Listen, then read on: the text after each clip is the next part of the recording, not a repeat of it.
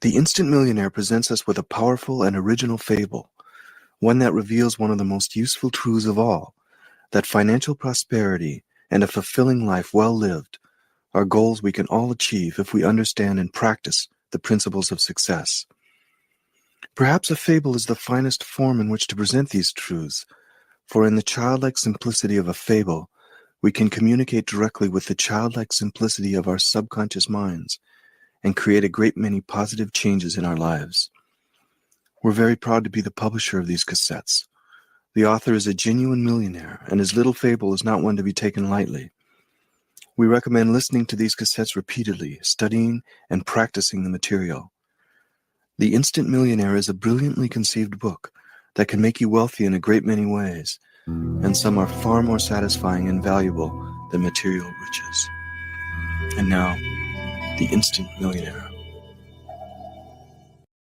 Chapter 1, in which the young man consults a wealthy relative. There was once a bright young man who wanted to get rich.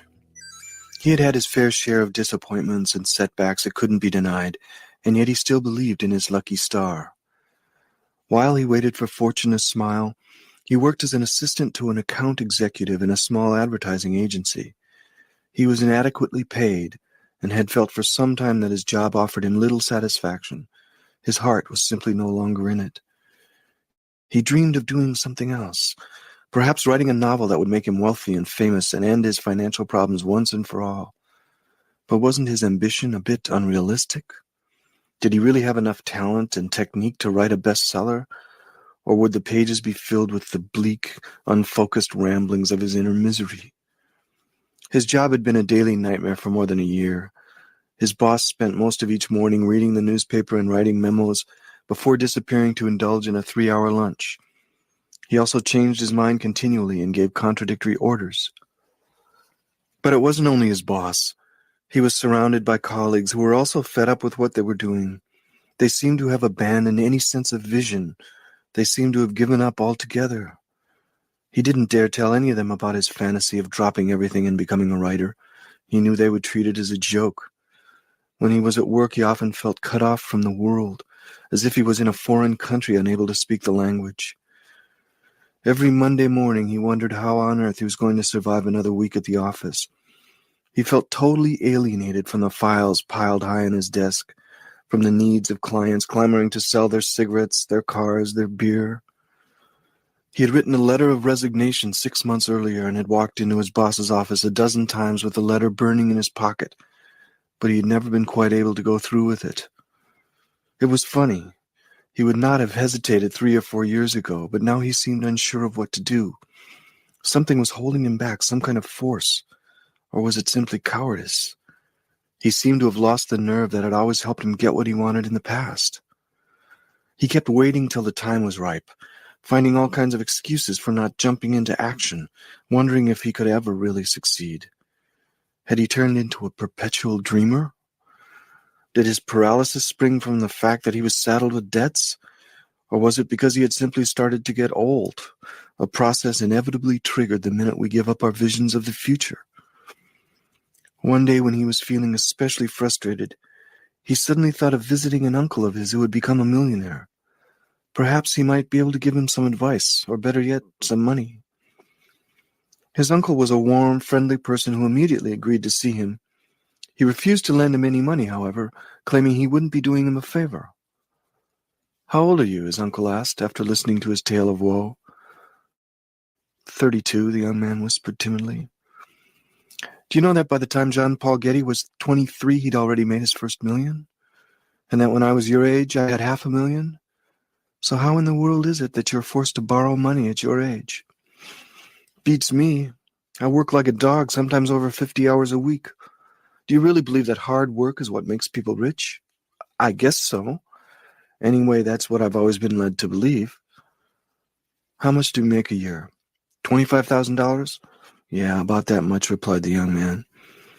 "Do you think that someone who earns $250,000 works 10 times as many hours a week as you do? Obviously not. So if this person earns 10 times more than you do without working any more than you do, then he must be doing something quite different from you. He must have a secret you are totally unaware of." That must be true. You're lucky you understand that at least. Most people don't even get that far. They're far too busy trying to earn a living to stop and think about how they could get rid of their money problems. Most people don't even spend an hour of their time trying to figure out how they could get rich and why they've never managed to do so. The young man had to admit that despite his burning ambition and his dream of making a fortune, he had never taken the time to really think his situation through. Everything seemed to distract him and prevent him from facing up to a task that was obviously of fundamental importance. The young man's uncle was silent for a while, then smiled. I've decided to help you out. I'm going to send you to the man who helped me get rich. He's called the Instant Millionaire. Have you heard of him? No, never, the young man said. He chose that name because he claims he became a millionaire overnight after discovering the true secret of making a fortune. He claims he can help anyone become a millionaire overnight, or at least acquire the mentality of a millionaire. His uncle turned to a large map on the wall and pointed to a small, somewhat isolated town. Have you ever been there? No. Why not give it a try? Go and find him. He just might reveal his secret to you. He lives in a fantastic house, the most beautiful one in the whole town. You shouldn't have any problem finding it. Why don't you just tell me the secret? Then I won't have to take the trouble of going there. Simply because I don't have a right to. When the Instant Millionaire confided it to me, the first thing he did was make me swear never to tell it to anybody. However, he did say I could refer people to him. All of this seemed both surprising and involved to the young man. It certainly aroused his curiosity. Are you sure you can't tell me anything? Anything at all? Absolutely positive. What I can do is recommend you highly to the Instant Millionaire.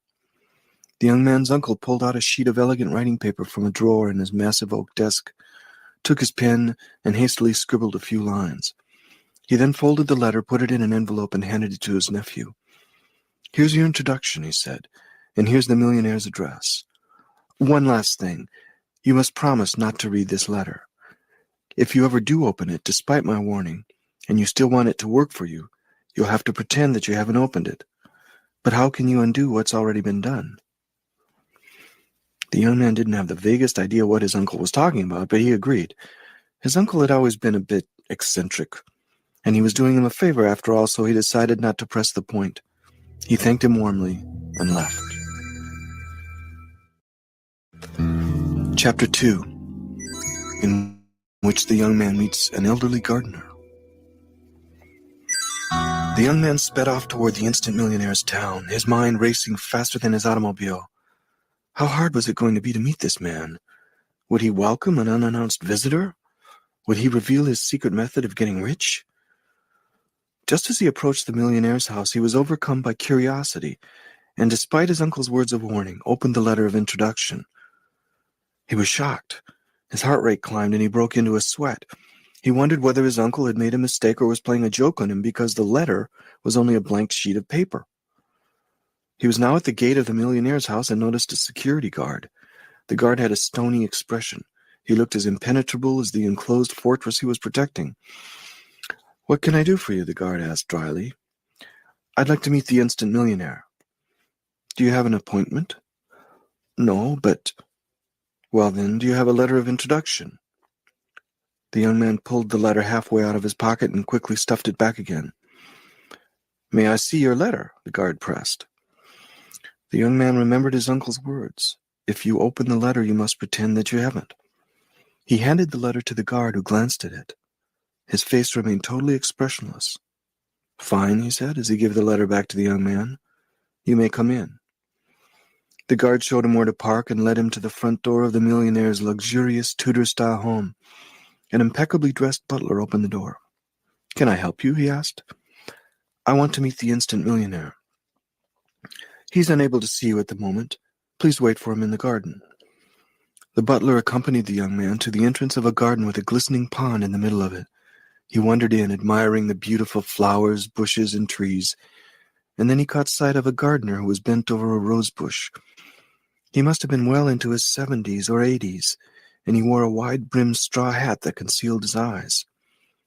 When the young man approached him, the gardener broke off his work and welcomed him with a smile. He had bright, cheerful blue eyes. "What have you come here for?" he asked in a warm and friendly voice. "I've come to meet the instant millionaire." "Oh, I see. And for what reason, if you don't mind my asking?" "Well, I'd simply like to ask him for advice." The gardener started to go back to his roses, then he stopped and turned and said, "Oh, by the way, you wouldn't have $10 on you, would you?" $10, said the young man, blushing. "It's just that's all I've got left on me." "Perfect. That's all I need." The gardener looked very dignified. His manner exuded exceptional grace and charm. "I'd really like to give it to you," replied the young man, "but the problem is I wouldn't have any money left to get back home." "Are you planning on going home today?" "No, I've no idea," said the young man, now quite confused. "I don't want to leave until I've seen the instant millionaire." "But if you don't need the money today, why are you so reluctant to lend it to me? You might not need it tomorrow. Who knows? You might be a millionaire."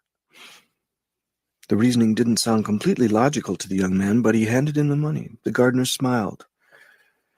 Most people are afraid of asking for things, and when they finally do, they don't insist enough. That's a mistake. At that moment, the butler arrived in the garden and spoke to the old man respectfully. "Sir, could you please let me have $10? The cook's leaving today and insists on being paid. I'm just $10 short." The gardener stuck his hand into his baggy pocket and pulled out a huge roll of bills.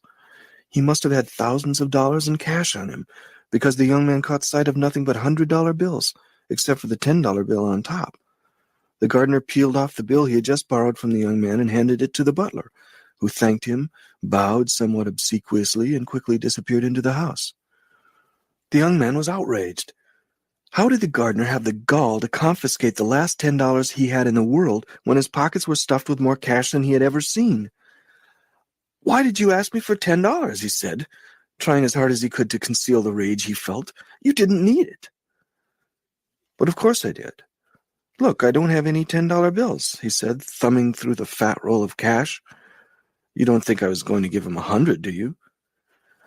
"Why on earth do you keep so much money on you?" "It's my pocket money," replied the gardener. "I always keep at least $25,000 on me in case of an emergency." $25,000, sputtered the young man, aghast. Suddenly everything became clear. The ever-polite butler, that incredible amount of pocket money. "You're the instant millionaire, aren't you?" "For the time being," replied the gardener. "I'm glad you've come. But tell me, how is it that you aren't rich yet? Have you ever seriously asked yourself that question?" "Not really." "Well, that's probably the first thing you should do. Think aloud in front of me if you want. I'll try to follow your line of reasoning." The young man made a few feeble attempts and then gave up. "I see," said the millionaire. "You're not used to thinking out loud. Do you know there are lots of young people your age who are already rich? Some are even millionaires. Others are just on the verge of getting their first million. Did you know that when he was 26, Aristotle Onassis already had $500,000 in the bank when he left for England, where he was planning to set up his shipping empire?" "Only 26?" "That's right. And when he started out, he had only a few $100s to his name. He didn't have a university degree, and he didn't have any rich uncles. But now it's time for dinner. Would you like to join me?" "Thank you very much. I'd love to." The young man followed the millionaire, who, despite his age, still had a lively bounce in his step. They went into the dining room where the table had already been set for two. "Please sit down." The millionaire pointed to the end of the table, the place usually reserved for the host. He sat to the right of his young guest, directly in front of a beautiful hourglass engraved with the motto, "Time is money." The butler arrived with a bottle of wine and filled their glasses. "Let's drink to your first million," said the millionaire, raising his glass. He took a sip, the only one he had all evening, and ate very modestly, just a few mouthfuls from a delicious salmon steak. "Do you like what you do for a living?" the millionaire asked the young man. "I suppose so. The situation in the office is a bit difficult." "Make sure you're positive about your choice of careers. All the millionaires I've known, and I've met quite a few over the years, loved their occupations. For them, working became almost a leisure activity, as agreeable as a hobby. That's why most rich people rarely take vacations. Why should they deprive themselves of what they enjoy doing so much? And that's why they continue working even after becoming millionaires several times over. But though it's an absolute must to enjoy your work, it's not enough. To get rich, you have to know the secrets of wealth. Tell me, do you really believe these secrets exist? Yes, I do, said the young man. Good. That's the first step. Most people don't believe there are secrets to attaining wealth. They don't even believe they can become rich. And they're right, of course. If you don't think you can become rich, you very rarely do. You have to start by believing that you can, and then crave it passionately. Most people aren't ready to accept these secrets, even if they are revealed to them in very simple terms. Their greatest limitation is their own lack of imagination. That's why the true secrets of wealth are the best-kept secrets in the world. It's a little like the purloined letter in Edgar Allan Poe's story, the millionaire went on. Do you remember it? It's the story about a letter the police were searching for and could never find, because instead of being hidden away somewhere, it was lying in the least likely spot, in plain sight. Their lack of imagination and their built-in prejudices prevented the police from finding the letter. They weren't expecting to find it in plain sight, so they never saw it. The young man listened to the millionaire with rapt attention. He was burning to find out what these secrets were. In any case, one thing was sure. Even if the millionaire didn't really have any secrets, he was certainly a master at setting an impressive scene.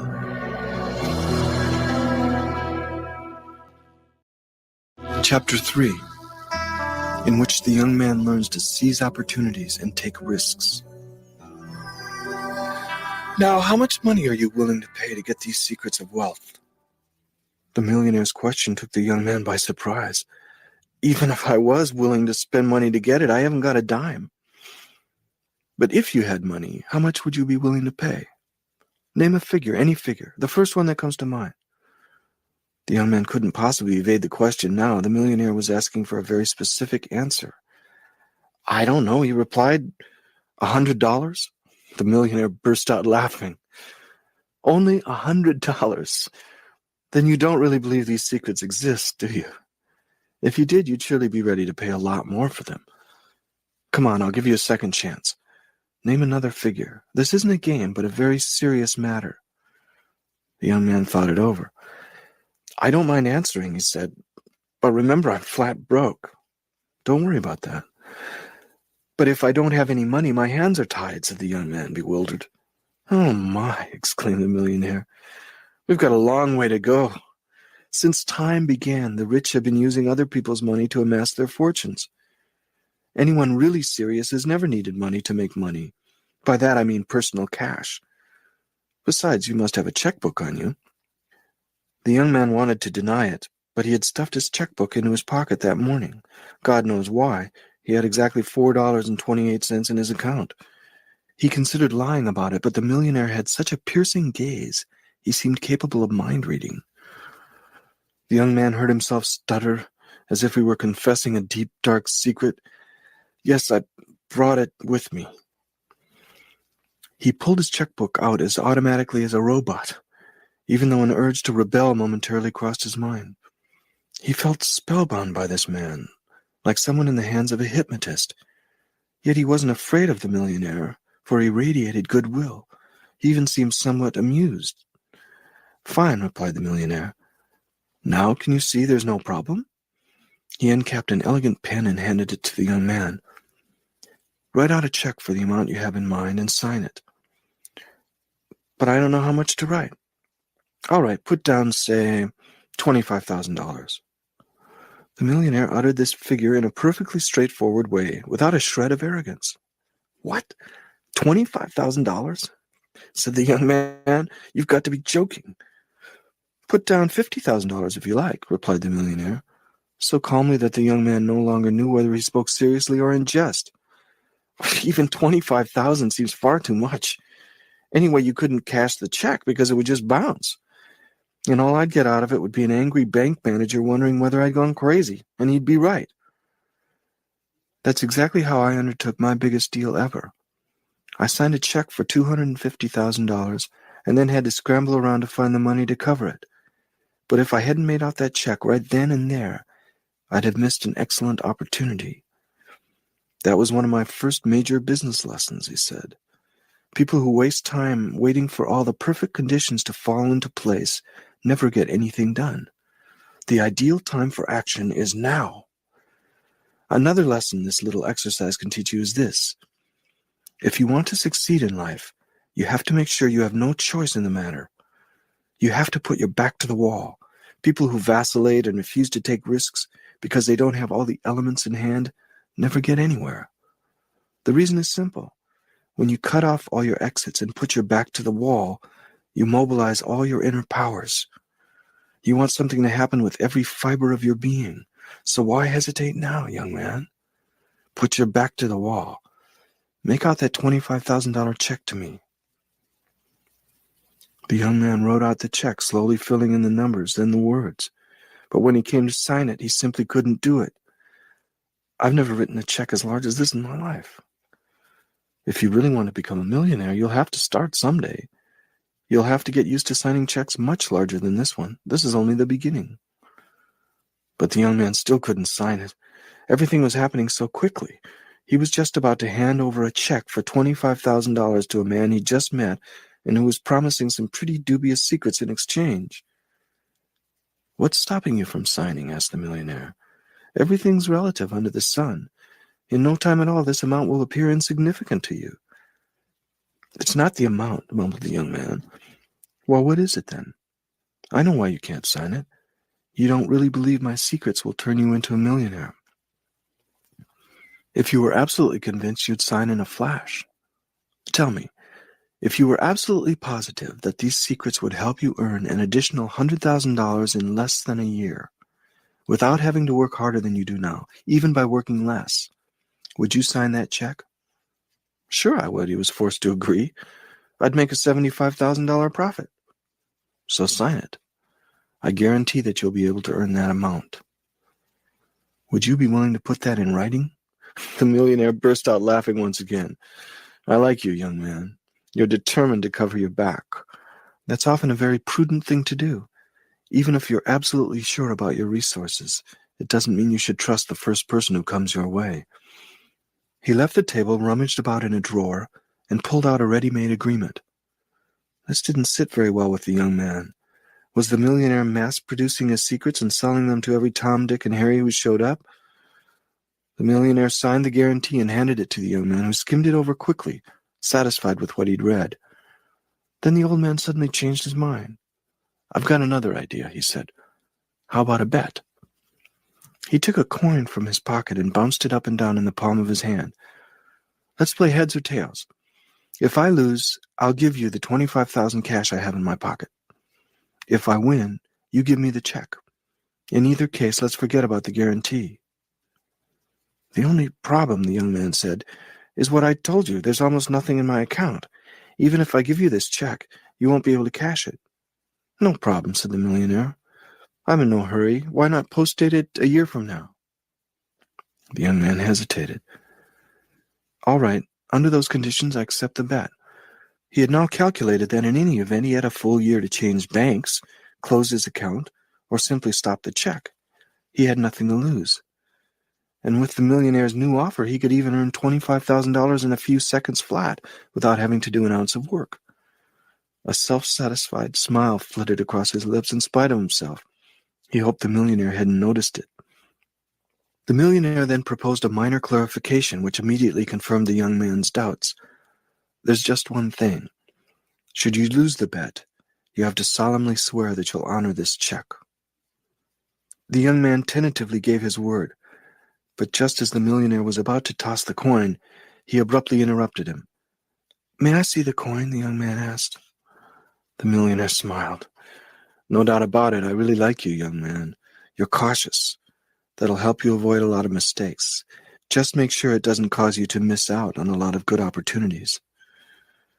The millionaire handed over the coin. As soon as the young man had carefully examined both sides and returned it, the millionaire asked him to call. Tails. The millionaire tossed the coin, and the young man's heart began to beat as wildly as if he were on his first date. This was the first time he'd ever had the chance of winning $25,000. As he watched the coin spinning in the air, his anxiety mounted sharply. It landed on the table. "Heads," said the millionaire gleefully, but then quickly added a sympathetic, "Sorry." It was hard to say whether he was being sincere or merely polite. The young man couldn't help trembling a little as he signed the check. He would probably get used to signing big checks like this one day, but at this point, it made him feel very strange indeed. He gave the check to the millionaire, who examined it briefly, folded it, and put it in his pocket. "Now," said the young man, "can I have the secrets?" "But of course," said the millionaire. "Do you have a piece of paper? I'll write them down for you. That way you won't forget them." The young man had a hard time grasping his words. The millionaire surely couldn't expect a single sheet of paper to hold all the secrets, especially secrets he just bought for $25,000. "Sorry, I don't have any paper on me." "But didn't you have a letter of introduction when you arrived here?" "The people your uncle has sent me over the years always had a letter." The young man took it out of his pocket. He handed it over, carefully watching the old man's face as he opened it. But the millionaire didn't seem at all surprised to find it was completely blank. He took his pen, leaned over the table, and was about to write something when he raised his head and asked for the young man to fetch the butler. "You'll find him in the kitchen, at the far end of that corridor over there," explained the millionaire. When the young man came back with the butler, the millionaire was sealing the envelope. He seemed pleased with himself. "Our young guest will be spending the night," he said to the butler. "Would you take him to his room, please?" Then he turned to the young man and said, "Here are the secrets." He stood up and handed him the envelope. Then he solemnly shook his hand, as if he had just wrapped up one of the most important deals he had ever made in his life. "The only thing I must ask you to do is to wait until you're alone in your room before opening the envelope and reading the secrets. And oh, there's one more condition. Before you may read what I've written, you must promise to spend part of your life sharing these secrets with those less fortunate than you. If you agree, you'll be the last person to whom I'll ever give these secrets directly. My work here will be over. I'll be ready to take care of roses in a much larger garden. If you don't feel ready to share these secrets," he said, "you still have time to back out. But then, of course, you won't be able to open the envelope. I'll give you back your check, and you'll be free to go home and get on with the same life you've been leading up to now." Now that he finally had his hands on the letter containing the secrets, there was no possibility of backing out. His curiosity had gotten the better of him. "I promise," he replied.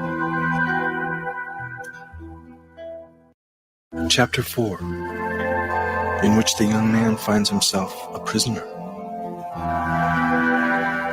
Soon the young man was alone in his room, a room so luxurious he couldn't help examining it. He went up to the only window, which was very high off the ground, and looked out over the park. He could see where he had first spotted the millionaire looking after his roses with such tender, loving care. Night had fallen, and a full moon cast a luminescent glow over everything. He was filled with anticipation. He was finally going to discover the secrets to making a fortune that had eluded him for so many years. He slowly opened the envelope and unfolded the letter. The sheet of paper was again completely blank. He turned it over. There wasn't the tiniest squiggle on either side. He'd been fool enough to let the old man swindle him. He'd handed over a check for a mind-boggling sum in exchange for something that didn't exist. The millionaire had seemed so honest. He'd even started feeling fond of the old man. The young man realized that he should have been more careful, that perhaps there was some truth after all in the belief that totally honest people never get rich. He was forced to admit that he had no business sense at all, probably the very reason he was still poor, and now even poorer. A feeling of rebellion engulfed him, and he threw the paper across the room. What could he do? He'd let himself be lured into a well-sprung trap. He had only one alternative, to leave as quickly as possible. Who knows, maybe his life was in danger too. He didn't want to spend the night in this place. He decided the best thing to do would be to sneak out as quietly as possible. He tiptoed to the door and slowly turned the handle, but the door was bolted from the outside. The window was the only other exit, and it was about 30 feet above the ground.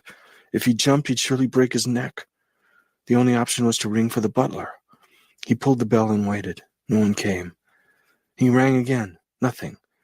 Maybe the bell was out of order. The house was totally silent. He was a prisoner. He lay on the bed and the events of the day raced before his eyes.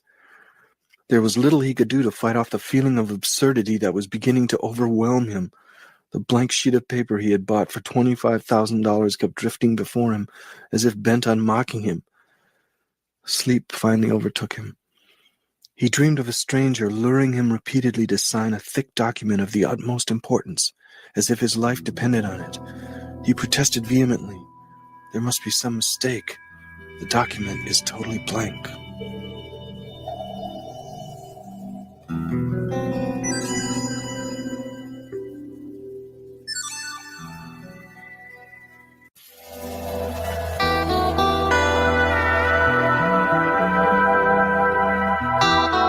Chapter 5, in which the young man learns to have faith.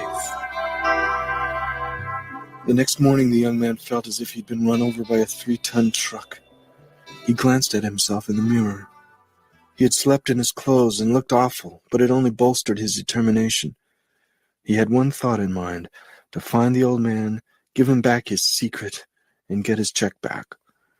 He ran his fingers through his hair and headed toward the door, recalling it had been locked the night before. It wasn't now. He strode out angrily and headed for the dining room. He found the millionaire sitting calmly at the table, dressed in the same clothes he'd had on the day before, clean but surprisingly threadbare gardener's clothes. His large, pointed, wide-brimmed hat was lying in front of him on the table. The millionaire was flipping a coin in the air and counting it as it landed on the table. 9, he muttered without taking his eyes off the coin. 10. Damn, he lifted his head. I've never been able to go beyond 10, he said. I get what I want 10 times in a row, and then invariably it fails on the 11th throw, even though I toss it exactly the same way each time. The young man realized he had been duped the night before. My father, who was an accomplished magician, would regularly get to 15, said the millionaire. I didn't inherit his talent. The young man asked to see the coin. The millionaire cheerfully gave it to him, and the young man flipped it onto the table. Heads, tails, heads, tails. It obviously wasn't a trick coin unless there was some secret mechanism that escaped his notice.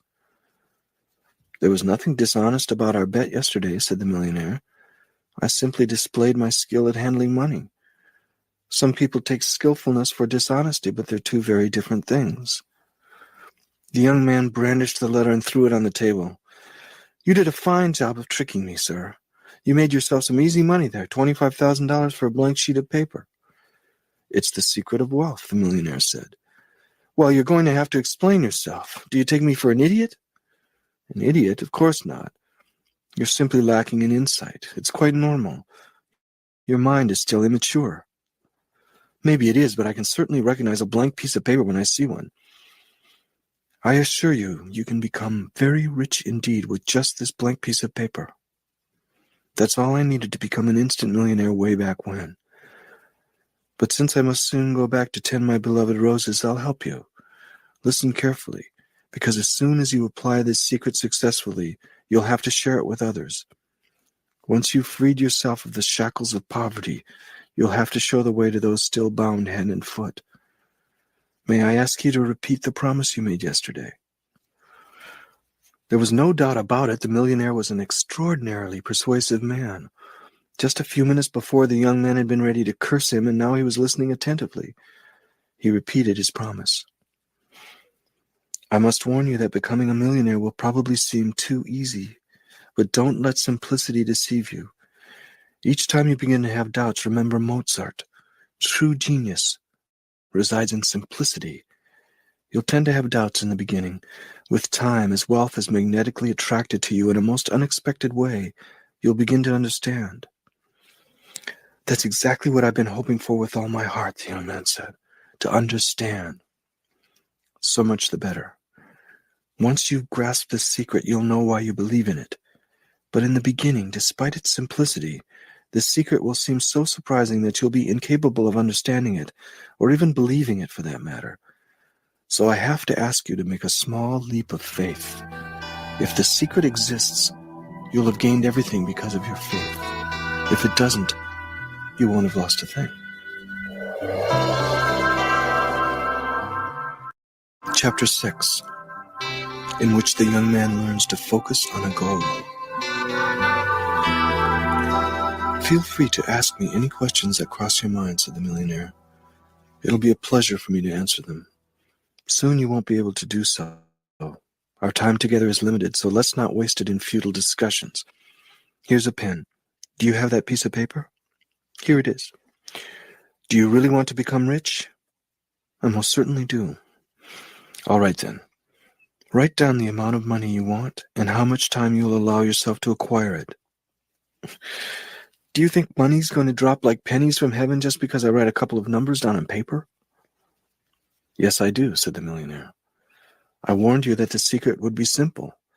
All the millionaires I've met told me they became rich the moment they set themselves an amount and a deadline by which to acquire it. If you don't know where you're heading, the chances are you'll never get anywhere. It sounds like magic to me, but that's exactly what it is. The magic of a quantified objective. Let's look at the problem from a different angle. Suppose you're trying to get a job. You go through all the necessary steps and finally get an interview. A short while later, you're told that you're being seriously considered. Then you find out you've got the job and that you'll be making a lot of money. How would you react? For a start, you'd be really pleased with yourself. Being chosen from dozens, perhaps hundreds of candidates, what a feat. And since you were unemployed for, say, 3 months, you'd think this was a very lucky break indeed.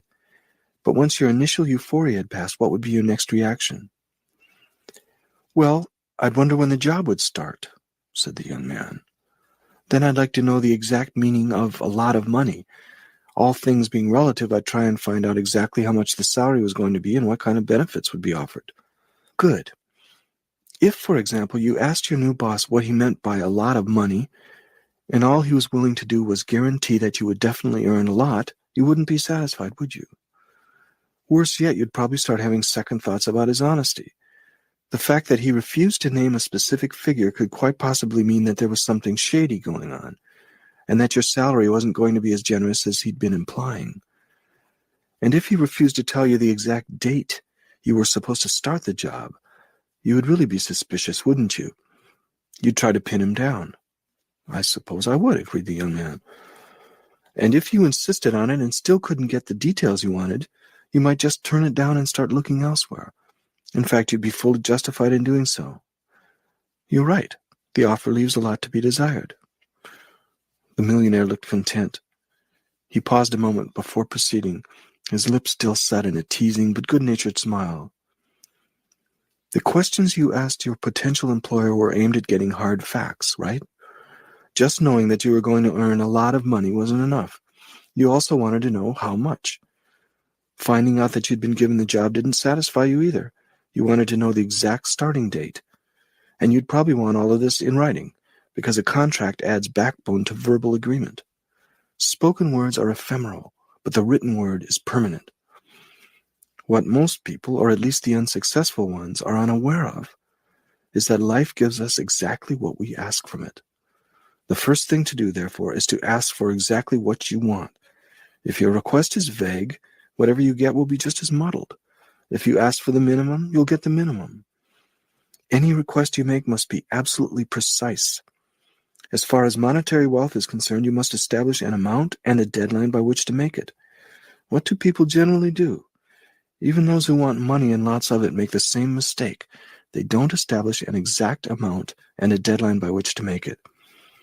If you need convincing, just ask someone exactly how much money he wants to earn next year. Ask him to reply right away.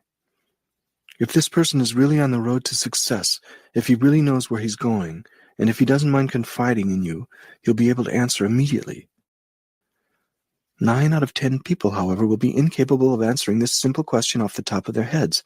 It is the most common mistake. Life wants to know exactly what you expect from it. If you don't ask for anything, you won't get anything. Now let's test you, the old man said. You told me you'd like to get rich. Definitely, said the young man. Tell me how much you'd like to earn next year.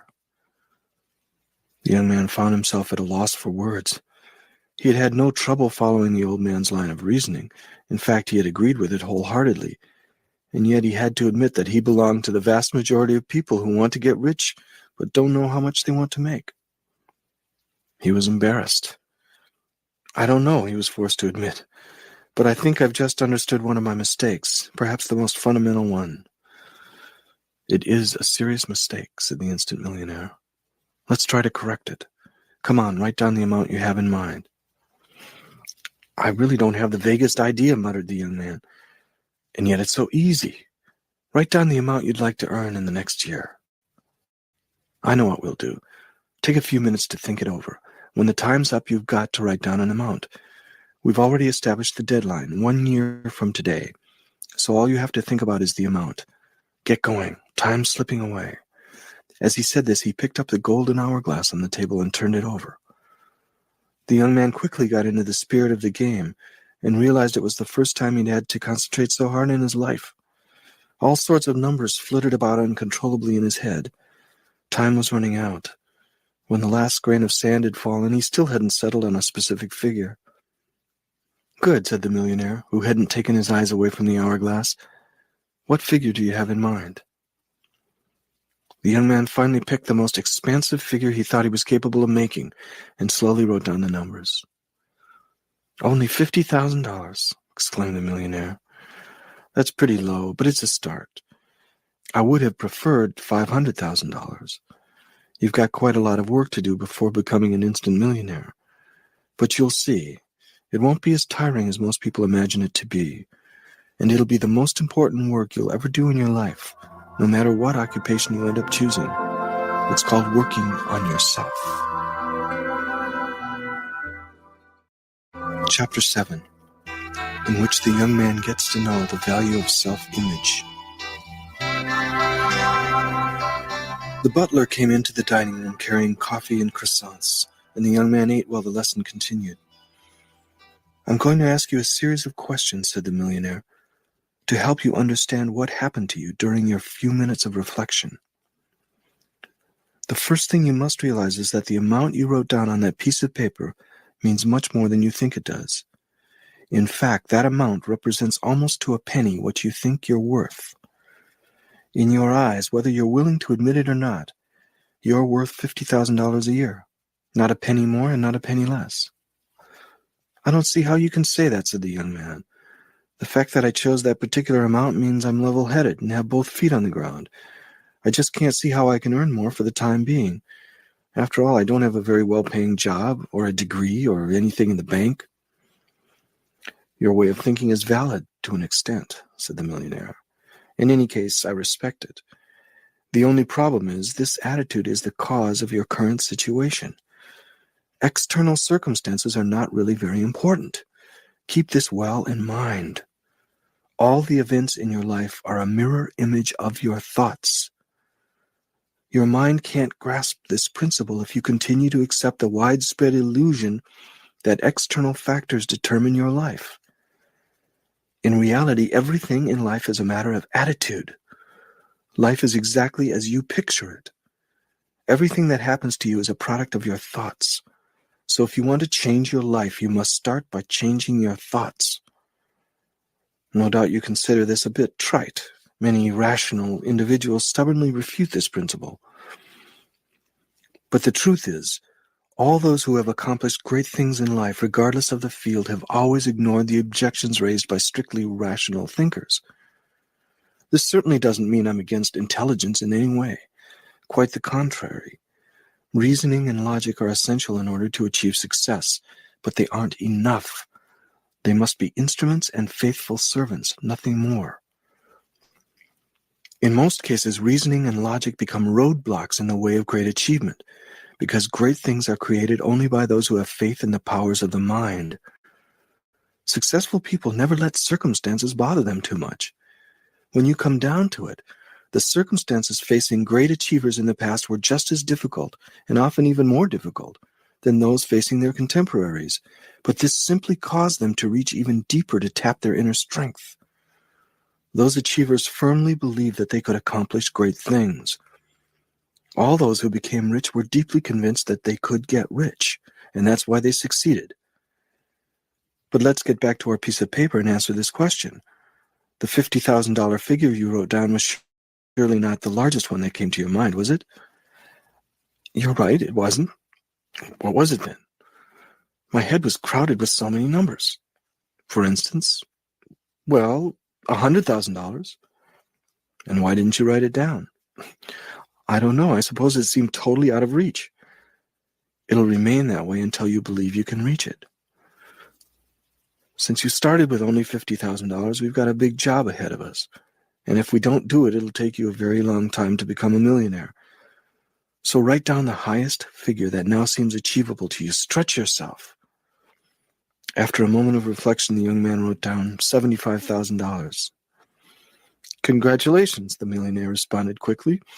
You've just earned $25,000 in a few seconds. Not bad. But I haven't earned it yet. It's as if you had. You've taken the biggest step. You've expanded your self-image by considering you could earn $75,000 instead of $50,000. It's not a major leap forward, but it's progress all the same. Rome wasn't built in a day after all. Inside you lies a kind of Rome, as it does in every human being. The astonishing thing is that this city is both exactly as you picture it, and it's also surprisingly flexible. The size of your city depends on the exact circumference you give it. By increasing the figure you wrote down, you expanded your city limits. Your inner Rome grew, and it's just a beginning. All wise thinkers have said for ages that the greatest limitations are those we impose on ourselves, and thus the greatest obstacle to success is a mental obstacle. Expand your mental limits, and you will expand the limits of your life. Explode your limitations, and you will explode the limitations of your life. The conditions in your life will change as if by magic. I swear by experience this is true. But how can I find out what my mental limitations are? The young man asked. All this seems plausible, yet at the same time quite abstract. I've just explained how to find the boundary that corresponds to your self-image, said the millionaire. You translated it into concrete terms when you wrote down that number. It's fascinating to see what each individual really thinks of himself. Each time someone does this exercise, a single figure immediately exposes his true self-image. He is confronted by his mental limitations, which will perfectly match the limits he encounters in life.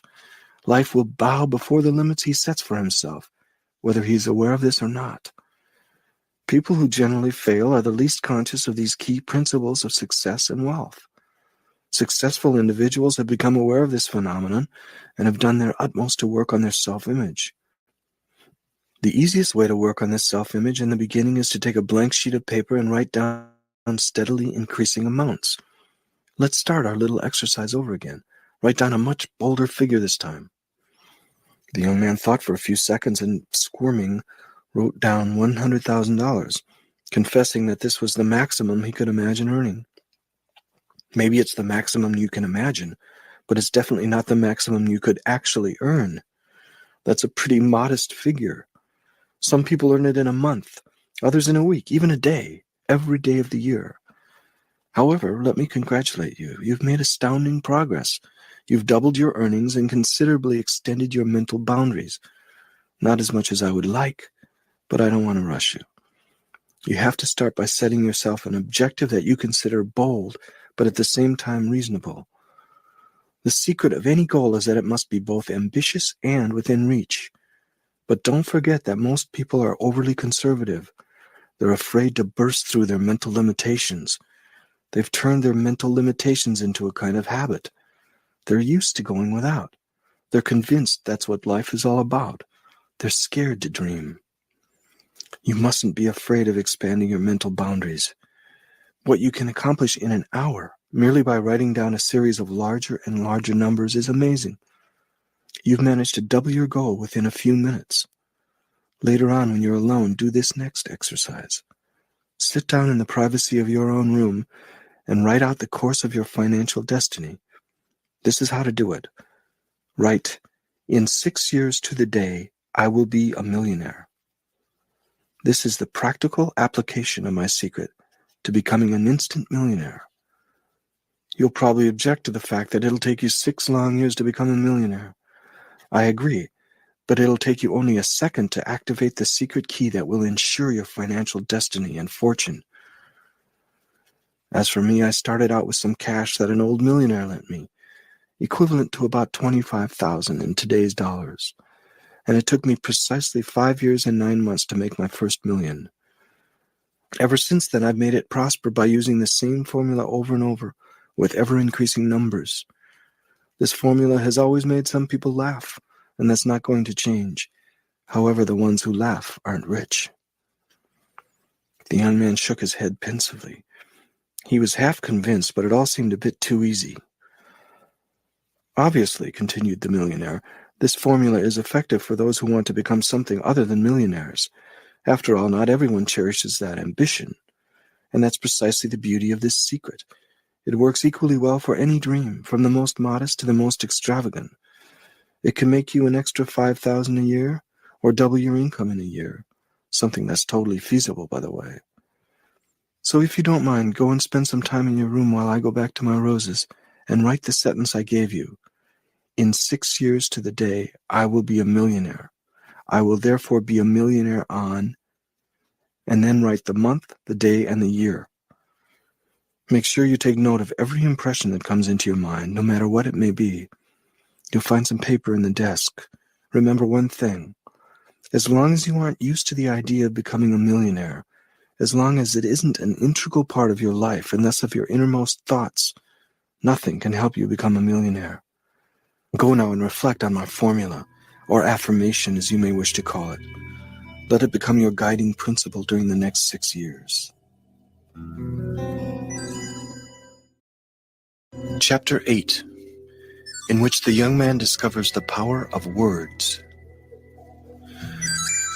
An hour later, the butler came to fetch the young man, who had been so engrossed in the exercise the eccentric millionaire had given him to do that it seemed as if no time at all had passed. The butler explained that the millionaire was expecting him in the garden, and he accompanied the young man there in silence. His host was sitting on a bench, contemplating a freshly cut rose. He raised his head when he heard the young man approach.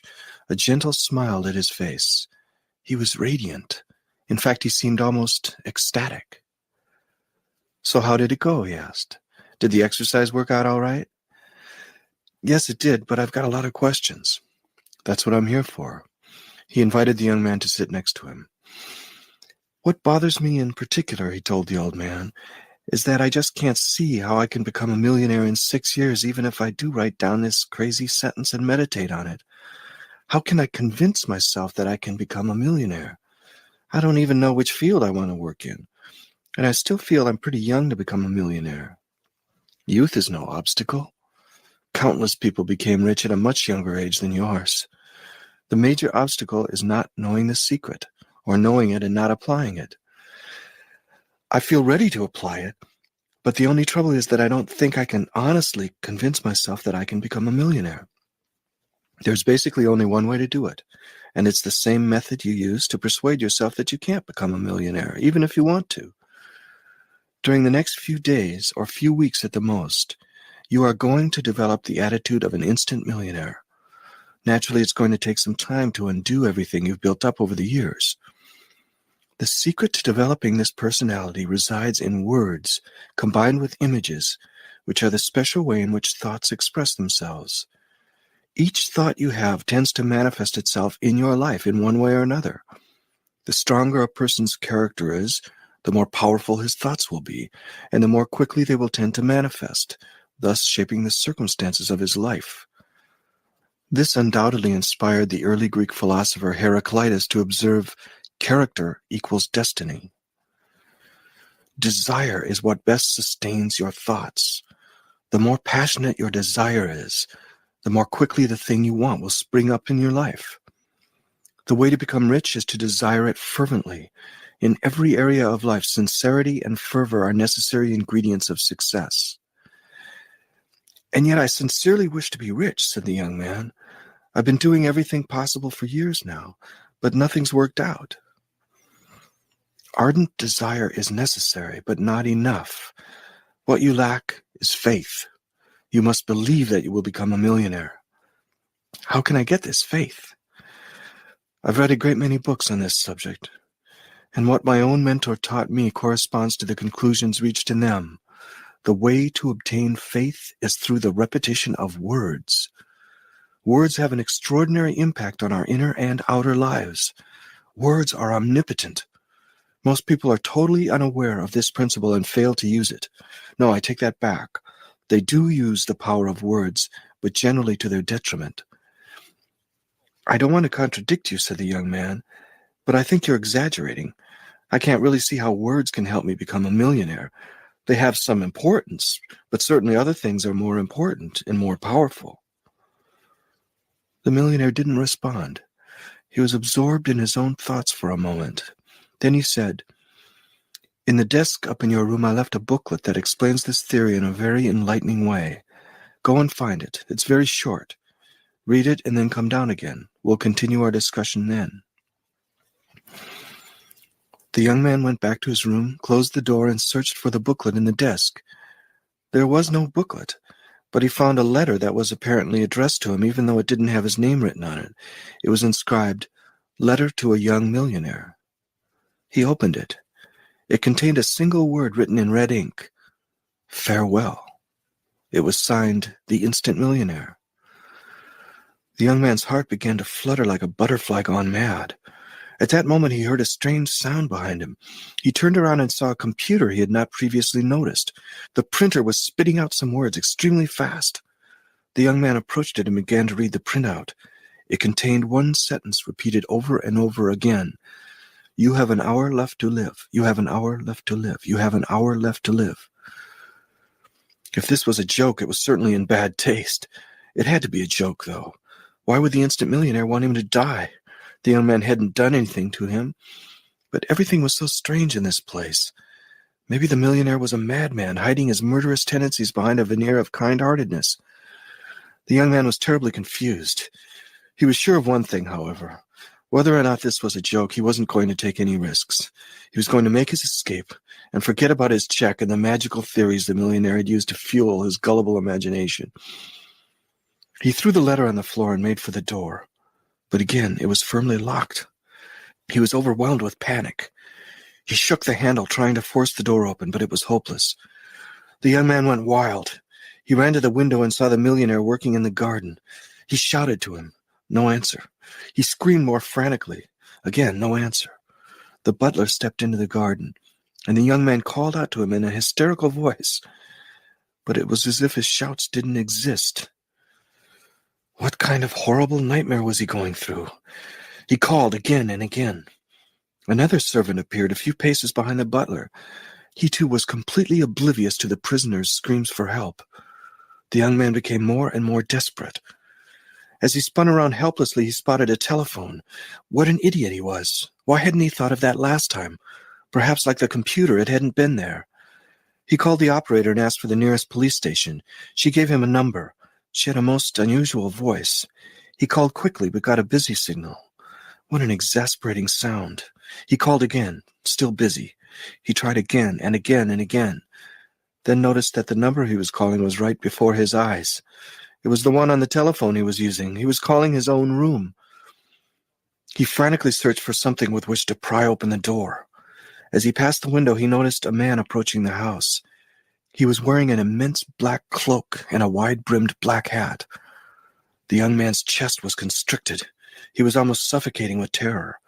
Who could it be but a hired assassin coming to get him? It was clear he was trapped. He was going to die. Soon he heard heavy footsteps slowly making their way toward the door. He was right. His time had finally come. He searched left and right for something, anything with which to defend himself, but could find nothing. He heard the key turning in the lock. The handle moved. The door opened. Standing in the doorway was a murky black shadow, which swiftly turned into the more substantial figure of a man, standing silently, motionless as a statue. Then the man plunged his hand into his pocket. The young man thought he was going to pull out a weapon, but the mysterious stranger drew out a piece of paper instead. He lifted the brim of his hat, and the young man, breathlessly expecting the worst, saw it was the millionaire. "You forgot the figures you came up with in the garden," said the millionaire. "Did you find the booklet I told you about?" "No, I didn't. I found this instead," the young man said angrily. He retrieved the letter from the floor. What's the meaning of this grotesque scenario you just played out? Demanded the young man. I could sue you, you know. But they're only words. A word scribbled on a piece of paper. A few words on a computer screen. Didn't you tell me that you didn't believe in the power of words? Look at the state you're in. The young man suddenly realized what the millionaire was talking about. I just wanted to give you a quick lesson. Experience is a much better teacher than mere theory. Experience is life. Wasn't that Goethe's philosophy? Gray is the color of theory, green, the color of the tree of life. Now do you understand the power that words have? Their power is so great they don't even need to be true to have an effect on people. I assure you I did not at any time have criminal intentions toward you. How was I to know that? Said the young man, gradually calming down. You could have used your head and reasoned things out. Why on earth would I want to kill you? You've never done me any harm. Even if you had, I would never waste time on revenge. All I want is to be free to tend my rose garden. You should have relied on your sense of logic. Yet did you notice how powerless logic is in a situation such as this? When you were shouting to us from the window and we were pretending not to hear, you were truly in despair. The mistake you made wasn't in reading the words, but in believing them. By doing so, you instinctively obeyed one of the greatest laws governing the human mind. When imagination and logic are in conflict with each other, the imagination invariably takes over. The millionaire then went up to the printer, tore out the sheet, and handed it to the young man. You lost your head over a threat that wasn't even directed at you. At the top of the page, a stranger's name was written. The young man was aghast. Not only was the warning sheer fabrication, but it wasn't intended for him in the first place. Chapter 9, in which the young man is first shown the heart of the rose. You've learned many important things today, the millionaire told the young man, and hopefully you've understood them not only with your head, but with your heart as well. Now you know that words deeply affect our lives whether we wish them to or not. A thought, even when false, can affect us if we believe it to be true. When you learn to distinguish the value of a thought, that is, the value you give it, your mind can regain or maintain its calm. It was your mind that gave meaning to the threat. If it had been written in a foreign language, you wouldn't have paid the slightest attention to it. The millionaire was silent for a moment, then continued.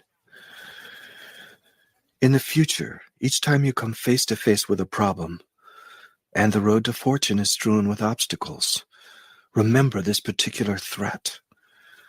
Remind yourself that the problem facing you has as little to do with you as this threat did. This might seem unrealistic to you, since you're the one who has to deal with the problem, but you don't have to shoulder the anxiety it breeds, or let a problem acquire so much importance that it traumatizes you. By the time you have reached this point, and it's not easy, I assure you, you will have mastered an invaluable skill and will be able to fulfill all your dreams. Let me warn you, however, the journey may be long and arduous before you manage to master it, but never give up. I promise you it'll be worth your while. One day you will learn that mastering your destiny and fulfilling your dreams is the ultimate purpose of life. The rest is unimportant. They both remained silent, absorbed in their thoughts. The young man noticed the millionaire's eyes filling with sadness. The millionaire continued, as if summing up everything he had said up to that point. Life can be a rose garden or hell on earth, depending on your frame of mind. Think of the rose often. Lose yourself in the heart of a rose each time a problem crops up. And remember, you don't have to shoulder the burden of your problems. He placed particular emphasis on the following words. Most people cannot understand what I've just said. They believe it to be pure, unadulterated optimism. But it's much more profound than that. The world is but a reflection of your inner self. The conditions in your life are but a mirror image of your inner life. Concentrate on the heart of the rose, and there you will find truth, and the intuition you will need to guide you through life. You will also find the dual secret of true wealth: love for whatever you do and love for others.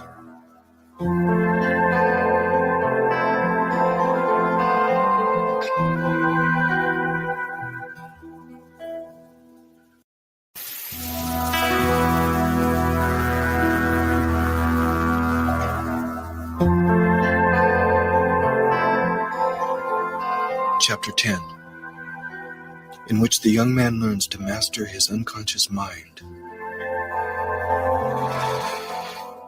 After this long and heartfelt statement, the old millionaire seemed exhausted and became silent for several minutes. Then he continued, carefully stressing each word. The formula or affirmation I have given you is so powerful. Even if in the beginning you believe it highly unlikely you will ever become a millionaire, you will be able to become one. Just do the same thing with the formula that you did with the message on the computer. Accept it as the truth. If you have faith that you will be able to accomplish something, you will. In the case of the computer, the young man said, I let myself be tricked. I lost my head. But this formula is a different matter altogether. I have a problem believing I can become a millionaire 6 years from now.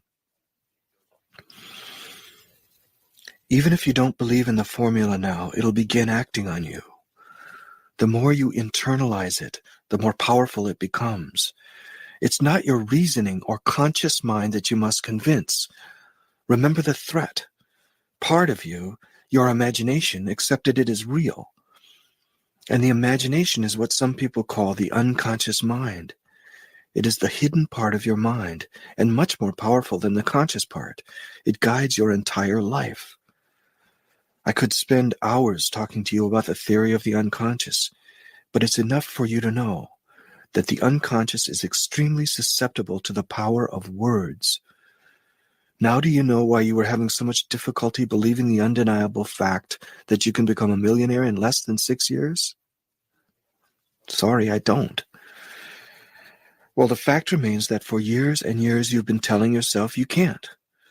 Words have been engraving themselves in your subconscious, deeply. In fact, every experience, every thought you've ever had, every word you've ever heard has become indelibly etched in your unconscious. In the long run, this prodigious memory becomes your self-image.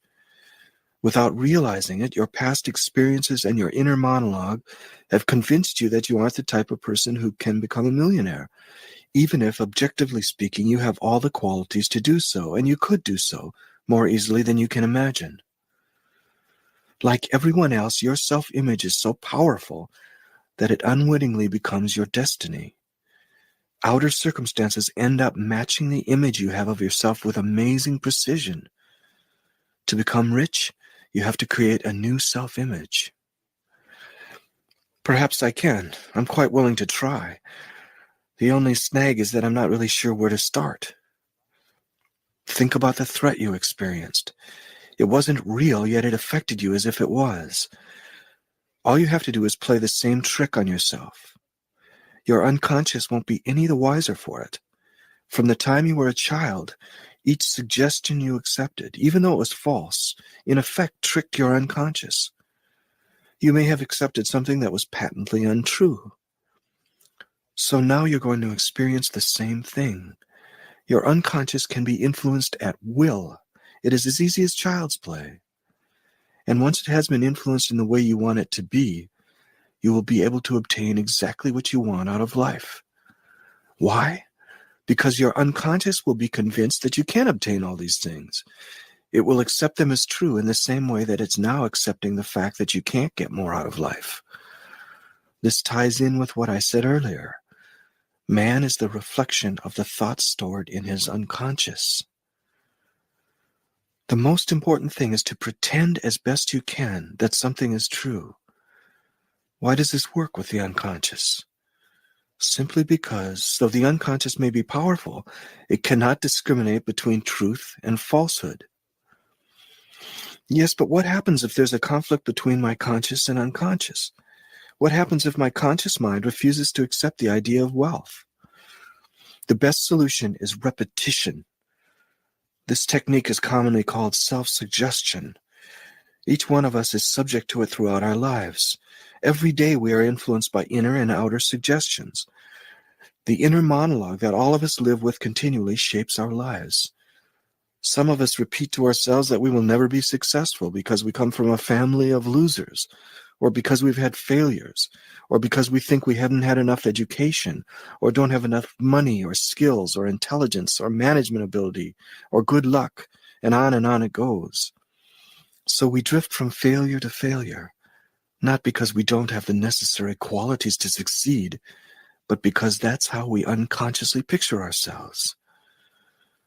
Some people believe they will never attract a partner, the millionaire continued, and yet they have all kinds of attractive qualities.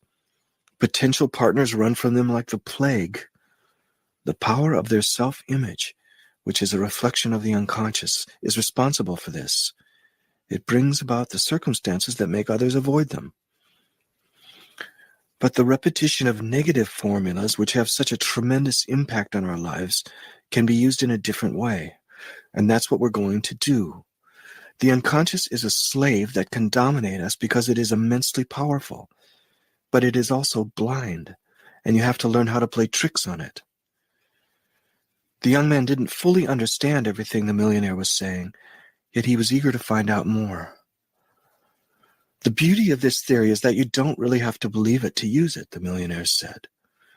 But to get results, you have to put it to use. They won't come magically on their own. Everything, as I've said, depends on repetition. Even if you don't believe it at first, try it, at least for a couple of days. That's long enough for you to start feeling its effects. This might seem simplistic, but let me tell you, it is the most potent secret on the face of the earth. Words have tremendous power. Remember the first words of St. John in the Bible. In the beginning was the Word. Self-suggestion plays a major role in our lives. If you remain unaware of it, it will work against you more often than not. But if you decide to use it, all its tremendous power will be at your disposal. Well, I think you've convinced me to try, said the young man. Although, to tell you the truth, I'm still a little suspicious. That's all right. Just remember to base your judgment on the results rather than on intellectual criteria. Now come with me and I'll show you what to do. Chapter 11, in which the young man and his mentor discuss figures and formulas. The millionaire sat down at the desk and invited the young man to join him. He took out some paper and a pen and wrote some figures. Your formula could look like this, he said. What he had written was, by the end of the year, I will possess assets worth $31,250. I will double those assets every year for 5 years, so that by, and here he left a space, I will be a millionaire. You mustn't confuse assets and income, he told the young man. Your assets are whatever you have left over after your current bills and taxes are paid. Assets can comprise real estate investments, stocks or bonds, savings in banks or mutual funds, gold, art, jewelry, valuable collectibles, and so on. Now, if you want to be a millionaire in 6 years, which is the realistic objective I'm proposing, your formula will have to be set up on this model. If you have assets worth $31,250 by the end of the first year, you will have to double them each year, and in 6 years, you will be a millionaire. Why double your assets each year?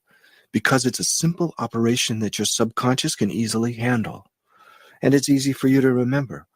It also guarantees you constant growth. If this starting point seems too ambitious for you, then give yourself another year. Becoming a millionaire in 7 years is still pretty good. Your goal for the first year will then be to have assets of $15,625. Believe me when I tell you it's far from being beyond reach. If you're convinced that you can have a cozy nest egg worth $15,625 by the end of the first year, you will have it. Now, if that still seems overambitious, give yourself yet another year, making a total of 8. Then the goal for your first year will be $7,812.50. Along with your formula and the affirmation, "I will be a millionaire on," put in the month and year in 6, 7, or 8 years' time. You will also have to set yourself short-term objectives, landmarks to help motivate you during your journey on the road to riches, and an annual goal is essential. The most important thing, however, he told his pupil, is to write your goals down on paper. Take a pencil and fool around with figures and years. Don't be afraid, it can't do you any harm. The amounts will become more and more familiar to you as you play around with them.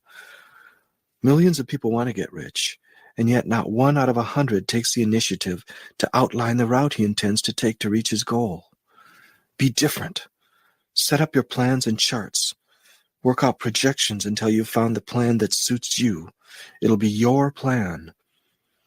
Use the examples I've provided for inspiration, but then let your imagination run wild. You have to start by dreaming to get rich. Then you have to know how to quantify your dream and translate it into specific sums of money and dates. This, in fact, should be the first exercise you do. Juggle numbers. You will soon see how this little game will reveal who you really are. The simple act of putting your goals, deadlines, and sums on paper is the first step toward transforming your ideal into its material equivalent. Anyone who wants to stick to an ambition of becoming a millionaire in 5 or 10 years must take note of this fact. If he is currently earning $20,000 a year and can expect nothing more than, say, an annual 10% raise, and if he can save and invest only a small percentage of that, then he'll never become a millionaire if he remains in his job without sideline activities. There's nothing reprehensible in this. It's purely an objective observation. The formula of doubling your fortune each year, or increasing your assets with respect to the previous years, is clearly not the only way to become a millionaire. However, the secret it contains, that is, a quantified goal, an amount and a deadline by which to reach it, is valid for anyone wishing to succeed in any way. For example, you might simply want to increase your income by $5,000 a year. If you now earn $25,000, you probably would like to earn $30,000, a matter of affording a few more luxuries. Or perhaps you are earning $30,000 and would like $40,000 to enable you to trade up from your present house without worrying about the extra mortgage payments. Or you might want to be able to afford a new car, one that is a little more luxurious. To do this, simply repeat to yourself, "This year I will increase my income by $5,000 or $10,000, and I will earn $30,000 or $40,000 as the case may be." You don't need to know how you'll manage it. You simply have to realize that if all you can hope for is a 10% annual pay raise in your present job, and you don't want to moonlight, you'll have to land a promotion or switch jobs to reach your goal. This may appear self-evident, but thousands of people hope to improve their material situation and do absolutely nothing about it. Is this ignorance? Is it because they are basically satisfied with their situations, even though they complain day in and day out? Once you've discovered that you need some kind of change in your life to reach your goals, you might find yourself thinking that you have no other possibilities in sight. And you might wonder how you can possibly earn that extra $5,000 or $10,000 that you need. Don't worry, this isn't a serious dilemma. Just fully permeate your unconscious with your goal, duly written down stating such and such an amount and deadline.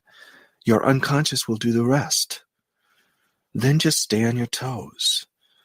Since you've become aware that things won't get better on their own, when an opportunity arises, seize it without the slightest hesitation. Don't let yourself be paralyzed by fear, which prevents so many people from living out their dreams. You know that by doing nothing, you won't get your raise, so you mustn't hesitate to take the steps necessary to achieve your goal. Correctly programmed, your unconscious will work wonders for you. If you've issued it the order to increase your income by $10,000, it will definitely execute it. Remind it daily, so your mission becomes its magnificent obsession. Like a remote-controlled missile, it will overcome all the obstacles on its way to hit its target. "What is the target?" he continued. "When must the explosion take place?" The target is $10,000 and the explosion date is a year from now. Such are the magical powers of the unconscious and a quantified objective. When creating your objectives, keep in mind that most people are much too cautious. They don't believe they're worth anything. A few years ago, he whispered confidentially to the young man, I was thinking of hiring a managing director for one of my companies. I worked out that I'd be ready to offer him a salary of $80,000. When the time came to discuss his salary, he told me in a rather nervous, almost imperious voice, I won't accept anything below $50,000. After a lengthy pause, I said, as if I was making a major concession, given your background, $50,000 is fine by me. If he had asked for $60,000 or $70,000, I'd have given it to him. In fact, the way the interview had gone pleased me so much, I might have even bumped that amount up to $100,000. So the person I took on lost himself at least $30,000 in a matter of minutes. That's a lot of money. And he lost it simply because he didn't believe he was worth $80,000 a year. I must admit, after hearing him state his salary expectations, I hesitated for a second and considered not hiring him at all. He was in the best position to assess his own worth, and he was telling me that his managerial skills were worth only $50,000, while I was looking for someone worth $80,000. Was I making the wrong choice? The future proved I'd made the right choice by hiring him, and I saved a lot of money. His problem was that he lacked self-confidence and underestimated his worth. He gradually dealt with this problem over the years, and it cost me a bundle in salary increases, but they were worth it. What you should remember from this simple example is that I dealt with this manager just as life deals with each of us. Life gives us exactly what we expect from it, no more, no less. We tend to forget, however, that it is generally ready to give us much more than we realize. I've talked a lot, said the millionaire. What do you make of all this, young man? It seems too good to be true, he said. Yes, this simple little method, and no other, the millionaire responded, is exactly what helped turn me into a millionaire and has done the same for all those I've shared it with. As I've said, words are extremely powerful agents. The stronger your character becomes, the more the words you utter will become genuine decrees. Everything you affirm, fueled by deep inner conviction and strengthened by the fires of repetition, will take shape more and more quickly. You have to do the exercise. Nobody can do it for you. You must repeat your formula aloud, day and night, at least 50 times, and more if you can, even 100 times a day. This is an exercise in itself. The first few times I laid down and counted by tapping my fingers on the floor 5 times with both hands. It takes practice. At first you'll find it won't be easy. The mind is prone to wander. After repeating it 10 times, you'll start thinking of something else. Bring your mind back to business and start at 0 again until you manage to reach 50. Because if you can't stick to such an elementary form of discipline, you'd better give up your dream of becoming rich. That's the challenge I'm offering you, my young friend, and I know you can do it. All you need to do is to persist. Why repeat the formula aloud? It affects your mind even more strongly. The order you are issuing to your unconscious seems as though it is coming from the outside, and thus sounds more commanding. Say it in a monotone, like an incantation or a mantra, as the Buddhists call it. In time, the formula will acquire its own life. At first, you might feel a little embarrassed by the sound of your voice and by the formula you're repeating, but gradually you'll get used to it. The goal you laid out for yourself, which seemed audacious at first, will soon appear attainable, even easy to achieve. I'm afraid I might feel absolutely ridiculous. It's during those moments especially that you must persist. You must conquer your doubt. Think of me, living proof. Even if I'm in a garden far from here, my forces will be with you. In your moments of doubt, remember that I've given you my word. You will succeed. You're sure about that? Asked the young man, still not totally convinced. Why would I have any doubts about it? You'll become an instant millionaire like I did. It's only a matter of time before you become a millionaire in reality. You will soon be one in your mind, and that's what is most important. Even without a penny to my name, keep repeating the formula. Little by little, you will see a change occurring within you. Your goal will seem more and more natural. It'll become part of your life in just the same way that the narrow image you have had of yourself until now, a well-worn figment of your imagination, has been an integral part of your being. What your mind conjured up in the past can be reformulated. As such, you will be able to mold your future the way you want it.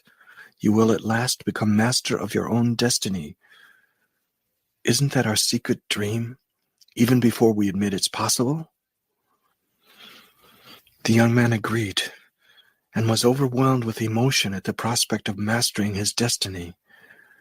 The old man's words had much greater significance than he had at first believed. Of course, his methods were a bit strange, but perhaps they worked. Chapter 12, in which the young man learns about happiness and life. To help and support you, the instant millionaire told his young student, I'll give you another, more general formula. You'll derive enormous benefits from it throughout your life. It will transform you inside and out. In fact, it will enable you to acquire true wealth, which isn't only the acquisition of material possessions. True wealth is much broader than that. Your money formula will allow you to achieve and probably even surpass your financial objectives. But during your search for wealth, never lose sight of the fact that if you lose happiness, you lose everything. The pursuit of money can easily turn into an obsession, preventing you from enjoying life. And as the saying goes, what shall it profit a man if he shall gain the whole world and lose his soul? Money is an excellent servant, but a tyrannical master. Do you mean that money and happiness can't coexist? Far from it, but you must stay very alert not to lose your perspective.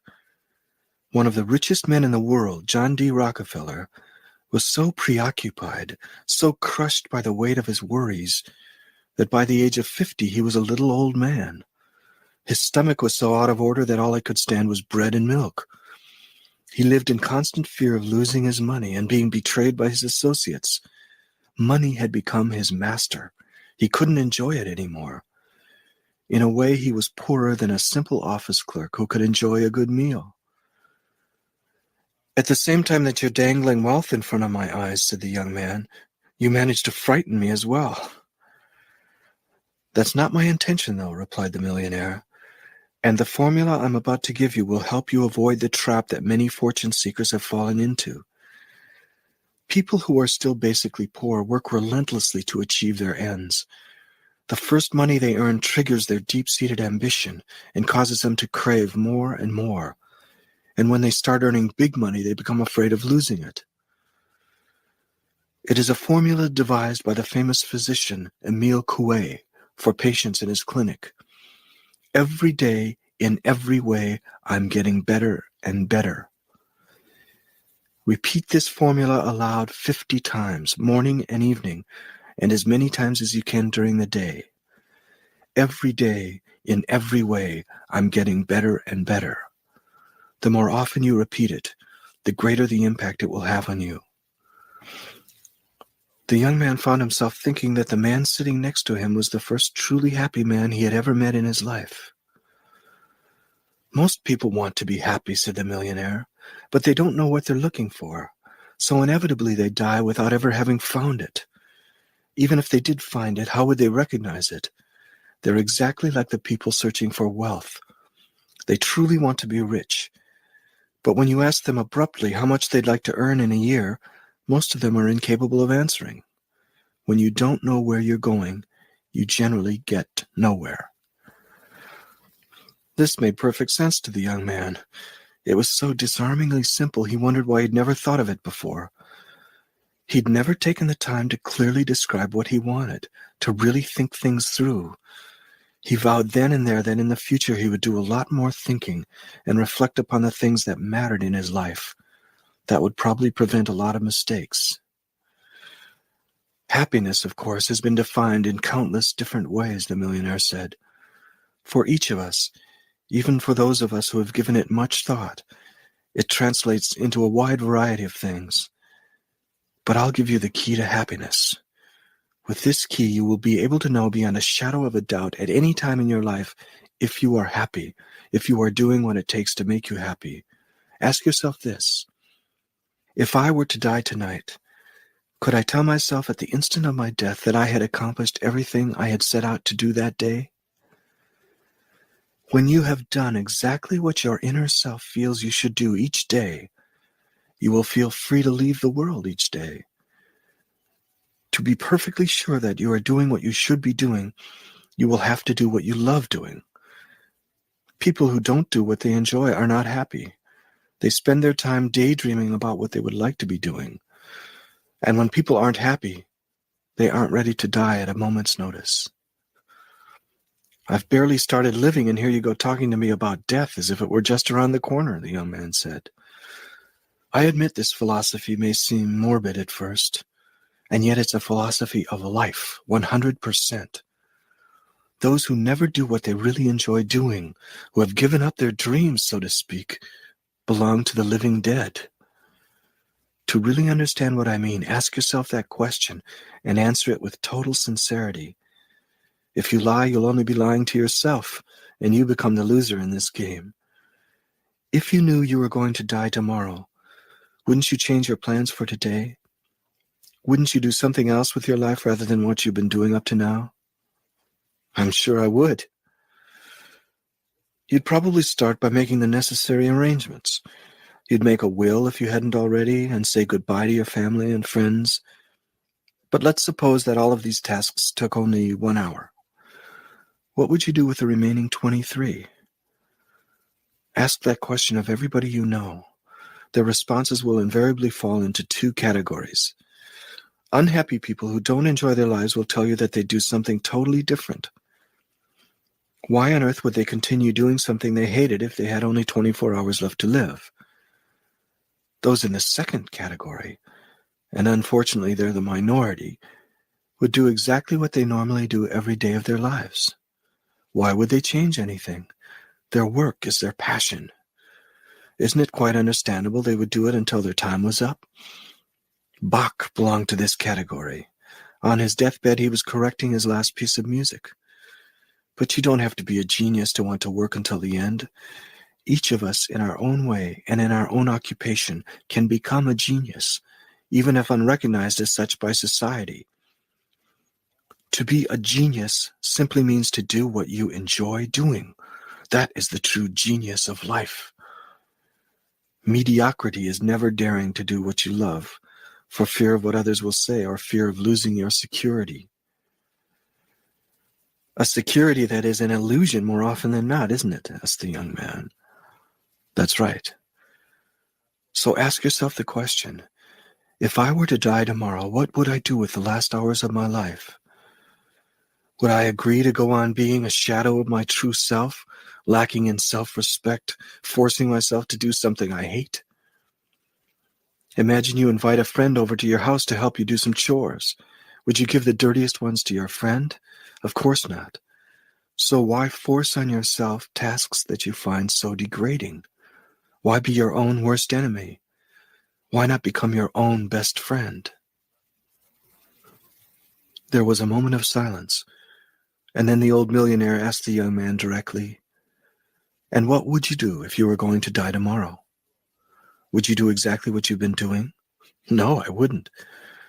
Now consider the following observation. Don't you find it highly presumptuous to believe that you won't die tomorrow? The young man felt troubled. The old man had often displayed an uncanny ability to see into the future. Was he now announcing his imminent death? The millionaire seemed to read his thoughts. "Don't worry," he said, obviously amused. "You're not going to die tomorrow. You'll live to a ripe old age. But allow me to pursue my line of reasoning. Don't you find it presumptuous of people to believe that they will always have their entire lives ahead of them? In many cases, death strikes out of the blue. But people create the illusion that they have lots of time ahead of them, and they constantly put off the decisions they should make. They tell themselves, I've got time. I'll get down to business later. Then old age arrives and they find they haven't done anything yet. It reminds me of a saying I heard, the young man said. If youth only knew, if old age only could. Exactly.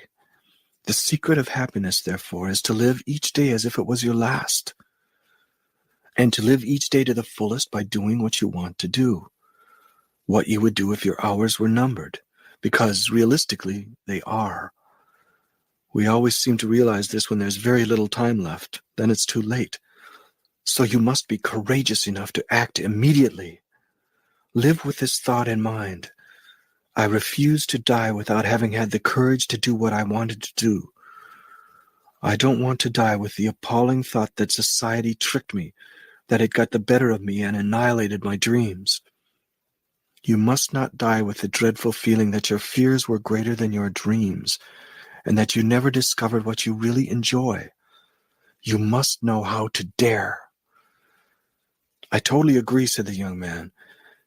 But what happens if I'm not absolutely sure that I don't really like what I'm doing? I don't know of any occupation that's completely free of hassles. You're absolutely right. Even a profession that fires us up has its negative aspects. But to find out whether your job really pleases you, ask yourself this question. If I had $1 million in the bank right at this moment, would I continue doing the same job? Obviously, if your answer is no, you don't like it enough. Tell me, how many people would continue in the same occupation if they suddenly became millionaires? They are few and far between. And those who would answer yes to this question are generally already millionaires. Most of the millionaires I know refuse to retire. They go on working very late in life. I'd even go so far as to say that all millionaires, at least all self-made millionaires, made their fortunes precisely because they loved their work.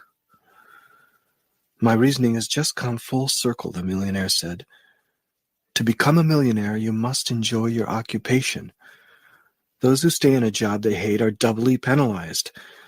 Not only do they despise their work, but worse yet, it doesn't even make them wealthy. In fact, most people spend their lives in this strange paradox. Why? Because they are unaware of the genuine laws of success and because of fear.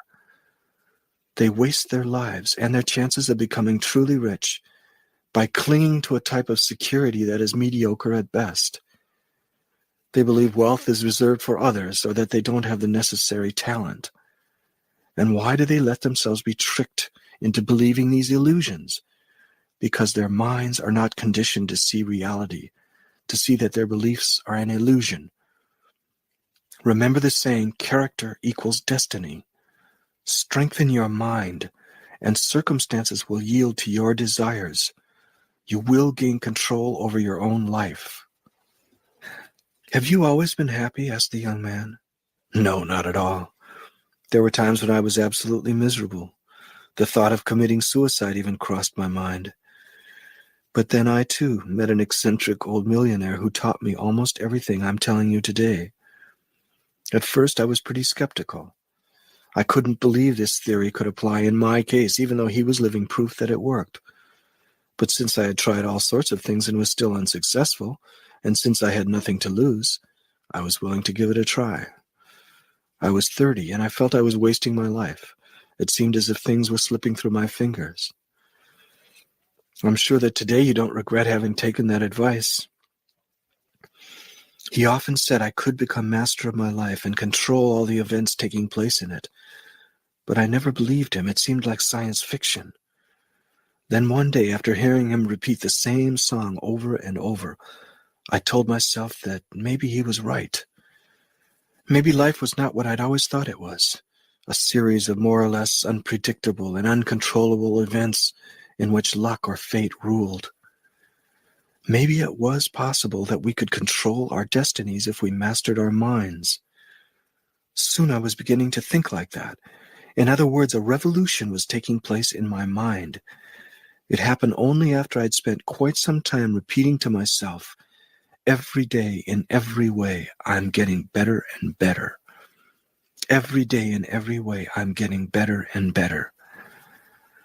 My mentor also taught me another formula, which in my opinion is even more powerful, at least as far as my own experience goes, and I highly recommend it to you.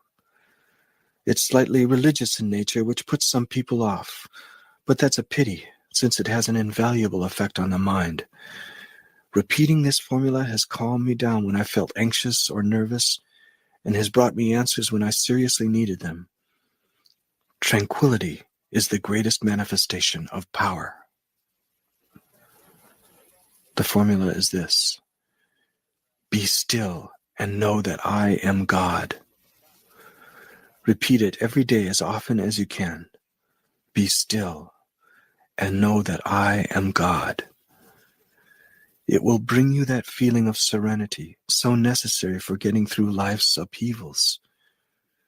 When my mentor decided to reveal it to me, he said that of all the secrets in the world, this one was the most precious.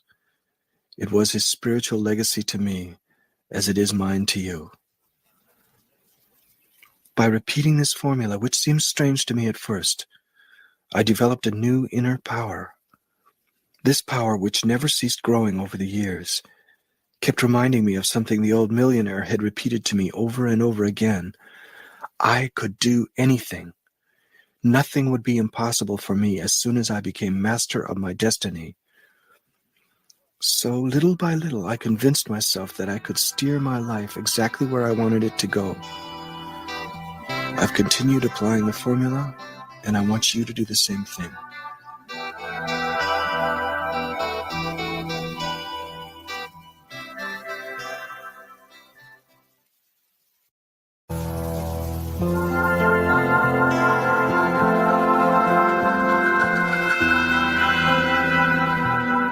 Chapter 13, in which the young man learns to express his desires in life. You have already taken the first step, explained the millionaire, writing the formula and the quantified objective, an amount and a deadline. Now for the second step. Take a sheet of paper and write down everything you want out of life. Your dream must be precise if you want it to take shape. I'll show you what I asked for in the beginning. It was many years ago, so I'll translate the amounts into today's dollars.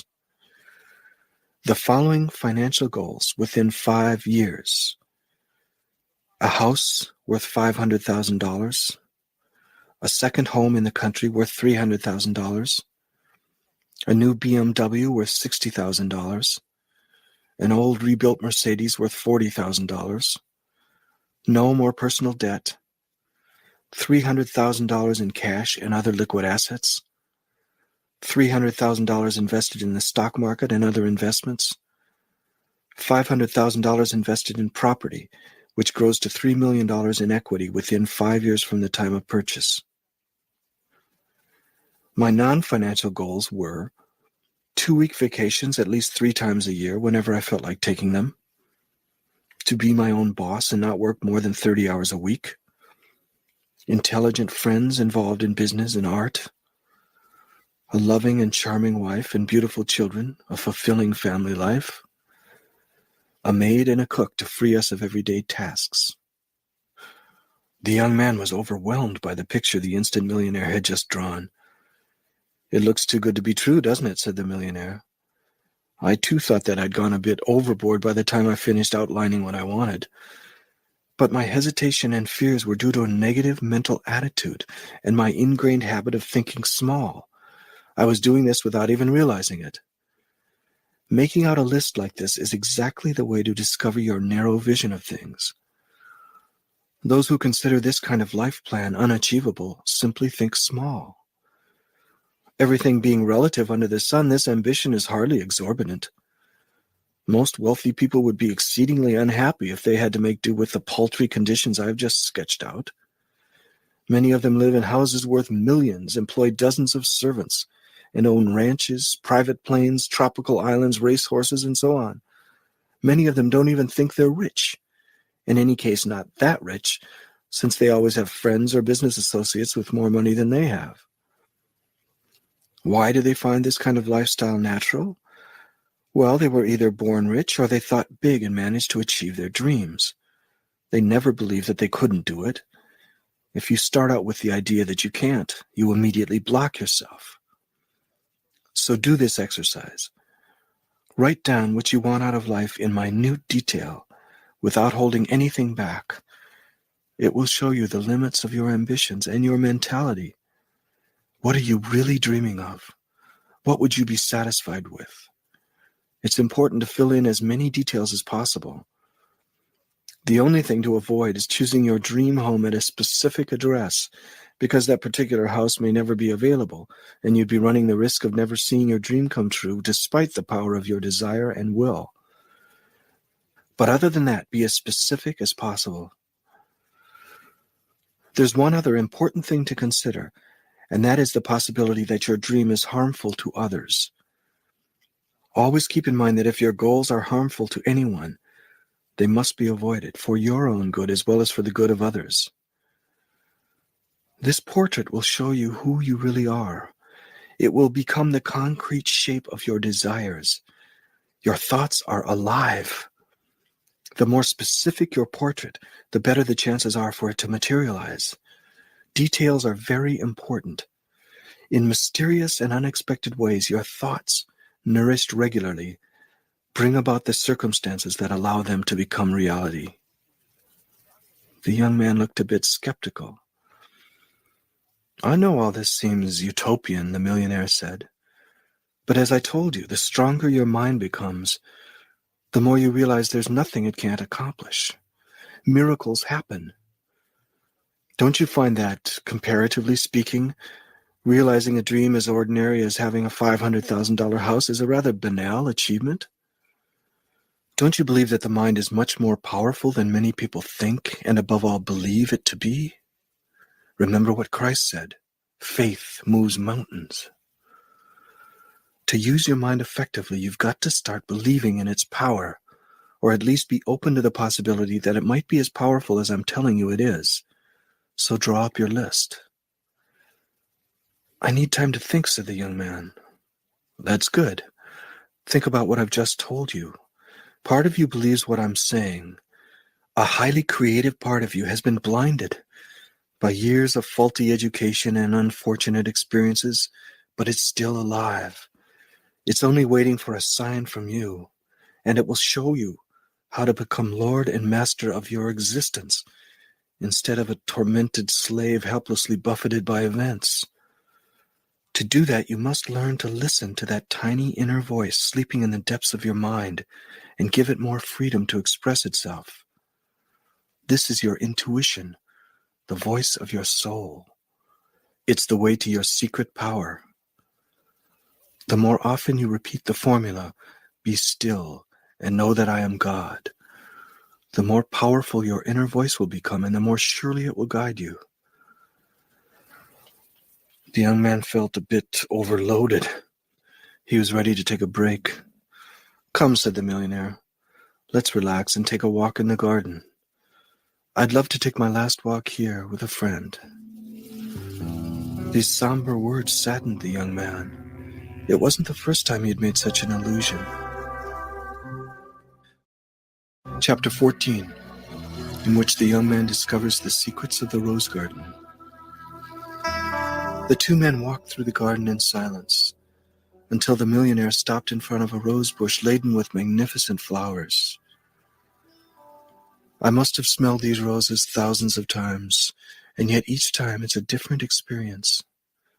Do you know why? Because I've learned to live in the here and now, and not dwell on the past or the future. It's a matter of mental concentration, focusing, contemplation, meditation. A great many words have been used to describe it. The more you concentrate on what you are doing, absorbed in the task or object or person in front of you, the more you live in the present. This focus, this concentration, is a key to success in all facets of life. The better your concentration, the more quickly and efficiently you're able to work. You'll spot details that others overlook. Have all rich and successful people learned to pay attention to details? They have indeed. By increasing your own powers of concentration, You will be able to make wise observations. You will learn to judge accurately the people you meet. Your powers of concentration will enable you to discover at a glance who they really are. And you will become realistic in the truest sense of the word. You will see things as they are. Most people go through life constantly distracted, like sleepwalkers. They don't really see things or see the people they meet. They live as if in a dream. They are never in the present. Their mistakes and failures haunt them. Their minds are filled with fears of the future. I have a feeling that concentration, as you're describing it, is quite a difficult thing to achieve. It takes practice, and not everyone who tries it succeeds. But when your mind reaches a proper level of concentration, your ability to solve problems becomes formidable. You can leap over problems most people dwell on. Instead of wasting your nervous energy biting your nails over your worries, you apply yourself to resolving them. Being over-anxious never solved anything. It simply provoked many a stomach ulcer and heart attack. As you develop your forces of concentration, the image you have of yourself will change. Each human being is an enigma. Unfortunately, many of us are enigmas not only to others, but to ourselves as well. This comes from a lack of concentration. The young man was listening intently. Given concentration, you will understand why you've been placed where you are in the world, in this exact spot.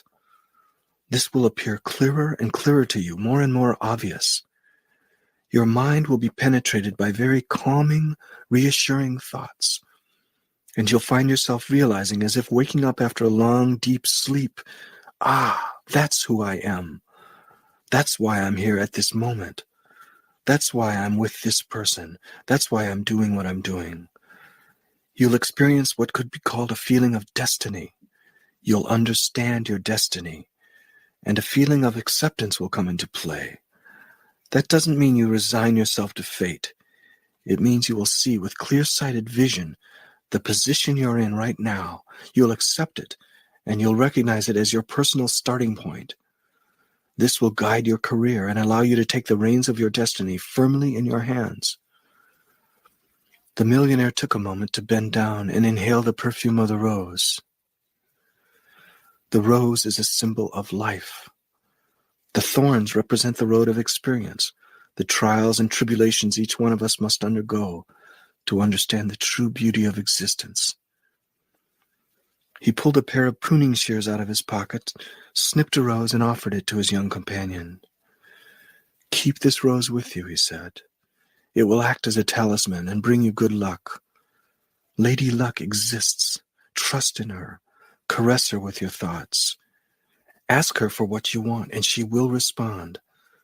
All successful people believe in luck, in one form or another. With this simple rose, you are an initiate. You belong to the order of the rose. Each time you feel the need, find this rose. It will give you strength. And each time you have doubts about yourself, each time life seems too difficult to bear, come back to this symbolic rose and remember what it represents. Each ordeal, each problem, each mistake will one day be transformed into a magnificent petal. Each day, set aside some time to concentrate on the heart of the rose. Repeat calmly to yourself, 'Be still and know that I am God.' Contemplate the rose for longer and longer periods of time while repeating this. When you are able to do it for 20 minutes, your concentration will be much improved. When your heart becomes like the rose, your life will be transformed." The young man breathed in the delicate scent of the rose. Let me repeat what I have said so you are sure to remember. When your mind has become strong and self-assured through concentration exercises, you will come to realize that life's problems no longer have any hold over you. You will understand that things are only as important as the mind believes them to be. A problem is a problem only if you make it a problem. The stronger your mind is, the more insignificant your problems appear. This is the source of inner peace, so concentrate. This is one of the greatest keys to success. All of life is an exercise in strengthening the mind. The soul is immortal. We pass from life to life, and the mind slowly discovers itself and develops. This apprenticeship is generally a long one, and people who have no more than modest success in reaching their goals have yet to achieve high levels of concentration. Perhaps not all successful people have made it a point to practice specific concentration exercises, but over the course of many lives on earth, they have achieved a level of concentration that allowed them to succeed more easily than others. When your mind reaches its highest level of concentration, you will enter that extraordinary state where dreams and reality coincide. The millionaire and the young man began walking back to the house. The sky became dark and cloudy, casting shadows over the mansion. When they entered the dining room, the old man lit a candelabra. Then he went to the window, pulled the curtain back, and glanced up toward the sky. Always remember that at a certain height there are no clouds. If there are clouds in your life, it's because your soul hasn't soared high enough. Many people make the mistake of fighting against their problems. What you must do is raise yourself above those problems once and for all. The heart of the rose will lead you above the clouds, where the sky is forever clear. Don't waste your time chasing the clouds. They will unceasingly reappear. The millionaire and the young man sat down at the dinner table. The butler arrived bringing bread and wine. "I've been wondering about something for quite a while," said the young man. "I do think everything you've been saying is true. And I now believe that if I apply the formulas you've given me, I can become a millionaire quickly and even attain peace of mind. But I still wonder about the field in which I'll be able to make a fortune." His concern apparently amused the millionaire. "You must put your trust in life and in the power of your mind," he said. "Don't worry. First set your goal, then ask your deep unconscious to steer you toward the path that will lead to riches. Start by asking, then wait. The answer won't be long in coming." The young man was disappointed. He wanted something a little more specific. The millionaire winced in sympathy and quickly added, "You must find work that is satisfying to your heart. Think about it. All the elements of the occupation that will please you are already within you. You simply don't recognize them because you aren't yet in tune with your true nature. As you continue to concentrate, to meditate more and more, you will connect with your true essence, and every answer you need will be revealed to you. And best of all, you will discover what most people desperately seek all their lives and never find: the mysterious purpose of your existence on earth. And you will understand it not only with your head, but with your heart as well. You have everything to gain from concentrating on the heart of the rose. There you will find the be-all and end-all of your existence. In time, you will recognize this." He stopped for a moment and took a tiny sip of wine, delicately savoring it. His eyes were closed in a kind of religious reverence. "I know I would like to start a business of some kind," said the young man, "but where would I get the money to start? I haven't got a dime." "How much would you need?" "I don't know. At least $25,000. That's how much you needed to start." "You should be able to find it. Look around a little. What possibilities can you think of?" "I can't think of any. I don't know of any bank that would give me a loan. I have no collateral.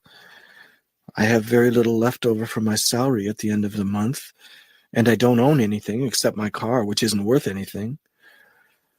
"Can't you at least think of something to try? Somewhere to begin?" "Not really." "That's a mistake you should never repeat. Don't be like so many people who give up before they even try. That's the best way of never doing anything and never succeeding at anything. And don't fall into the same trap as those who take action but are inwardly convinced they won't succeed. Bring your thoughts and actions into harmony. Be in harmony with yourself. "I'm willing, all right, but I just don't see any possibilities." You must start out firmly convinced that the solution exists, the ideal solution to your problem. The power of your mind and the magic of your objective will invariably attract the solution to you in ways you don't even suspect exist. Be inwardly convinced that you will succeed, and you will. Don't leave room for doubt. Banish it with all the strength your mind can muster. Doubt and optimism are in constant conflict. Struggle staunchly against doubt. For doubt, like all thoughts, tends to materialize in your life. If you are firmly convinced that you will get your loan, you will. In your present circumstances, what would you do to reach your goal? That is, to get a loan. I don't really know. If you had only a short time, let's say an hour, to get $25,000 to set up your own business, what would you do? I have no idea. Standing before you is a millionaire who has just encouraged you, giving you the secrets of his success, and you don't know what to do. Not one thing comes to mind to get this money. It suddenly dawned on the young man. Perhaps all he needed to do was ask the millionaire for the money. He hesitated a moment, then took a deep breath. Would you lend me the $25,000 I need? There you go. Now, wasn't that easy? All you had to do was ask. People seldom dare to ask. You must dare to make a request. The millionaire pulled out the $25,000 he kept as pocket money. He cast a nostalgic glance at the thick pile of cash and then handed it over to the young man, who accepted it, tremulous with emotion. He had never held such a vast sum of money in his life. There's absolutely no reason why acquiring money in the future should be any more difficult for you than it has been for me, said the old man. It's unfortunate that it's so commonly believed that money is hard to come by and that you have to work hard to get it. In fact, the value of work is to strengthen the fiber of your mind.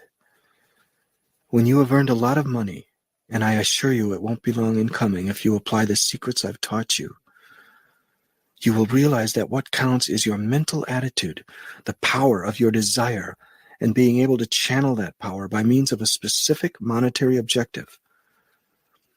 Don't forget that outside circumstances always end up reflecting the state of your mind and the nature of your innermost convictions.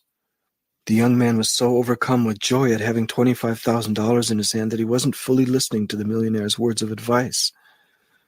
Remember, young man, when you need money, if you are positive you can get it quickly and easily, you will.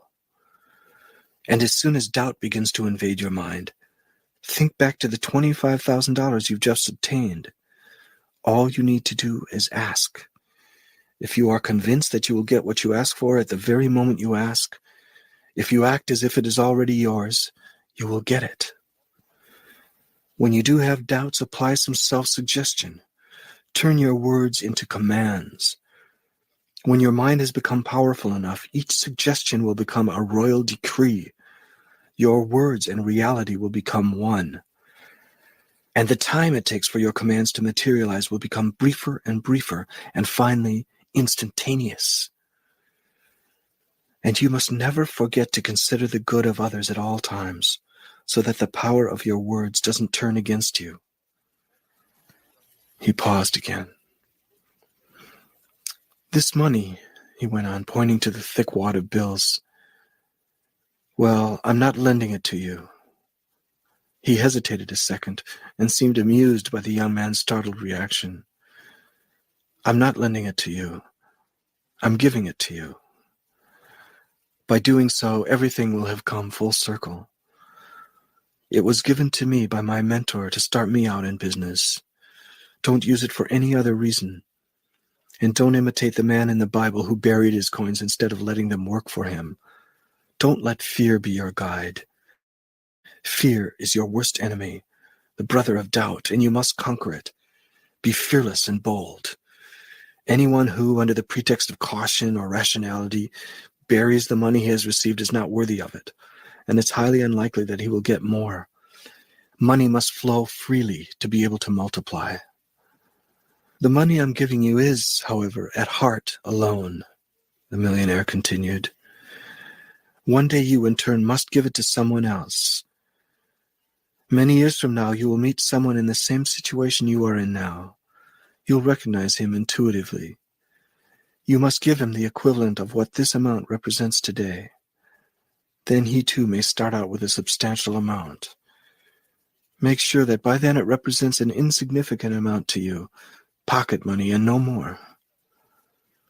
The young man was filled with gratitude. He agreed to the terms and thanked the old man warmly. There's one more thing you must know.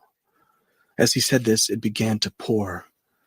The millionaire watched the rain with a somber expression. All the signs are coming to pass, he muttered to himself. Then he addressed the young man again. As I said, there's one more thing you need to know. The secrets I have passed on to you are effective for reaching all of the goals you will set for yourself. The reason I amassed such a colossal fortune is not that the money interested me so much. It was a way to show men and women of little faith the power of the mind. Our greatest possession is freedom, and wealth can give you freedom. It'll be good for you to know this freedom.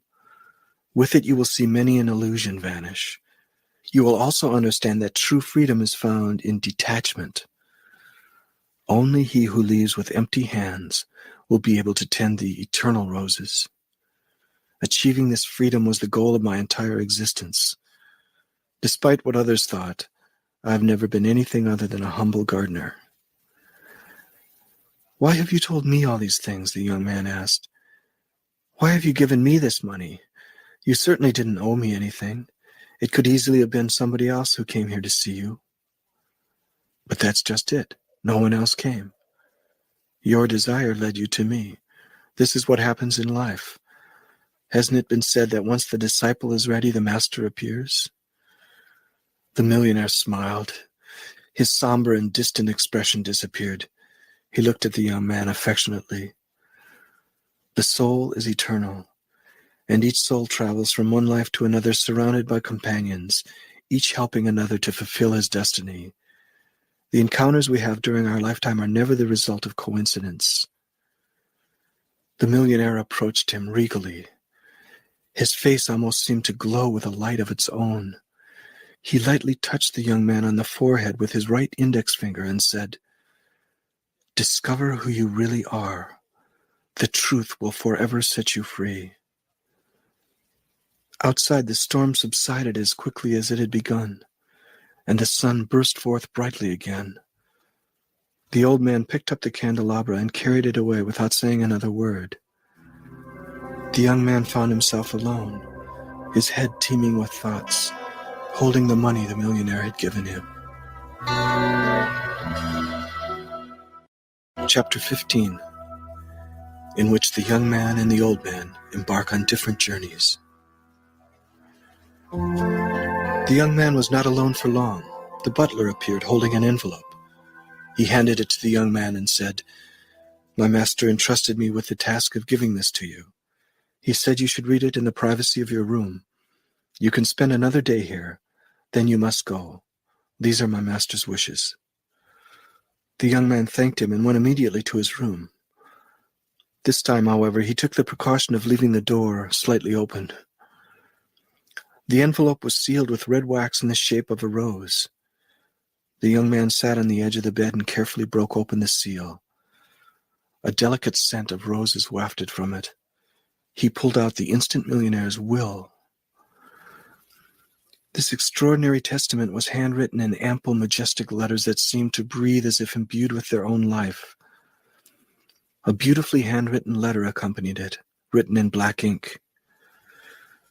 "These are my last requests," he read. "I am leaving you all the books in my library. Some people believe that books are utterly worthless. They believe that they themselves are reinventing the world. And since they have not benefited from the knowledge found in books, they unfortunately repeat the mistakes made by their forefathers. In this way, they waste a lot of time and a lot of money. On the other hand, don't fall into the trap of trusting implicitly in what books contain, letting those who came before you do your thinking for you. Retain only that which outlasts the passage of time." Since our first encounter, I have tried to convey to you the pearls of wisdom I have been able to glean during my long life. In this document, you will find a few thoughts that represent my spiritual legacy. I would like you to do your best to communicate them to as many people as you can. Tell people about our encounter and the secrets you have learned. Before doing so, however, you must try them out. A method that has not been tested and proven is completely worthless. Within 6 years, you will be a millionaire. At that time, you will be free to undertake the steps necessary to share this legacy with people. Now I must leave you. My roses are waiting. The young man was choked with emotion and sat for a moment in silence.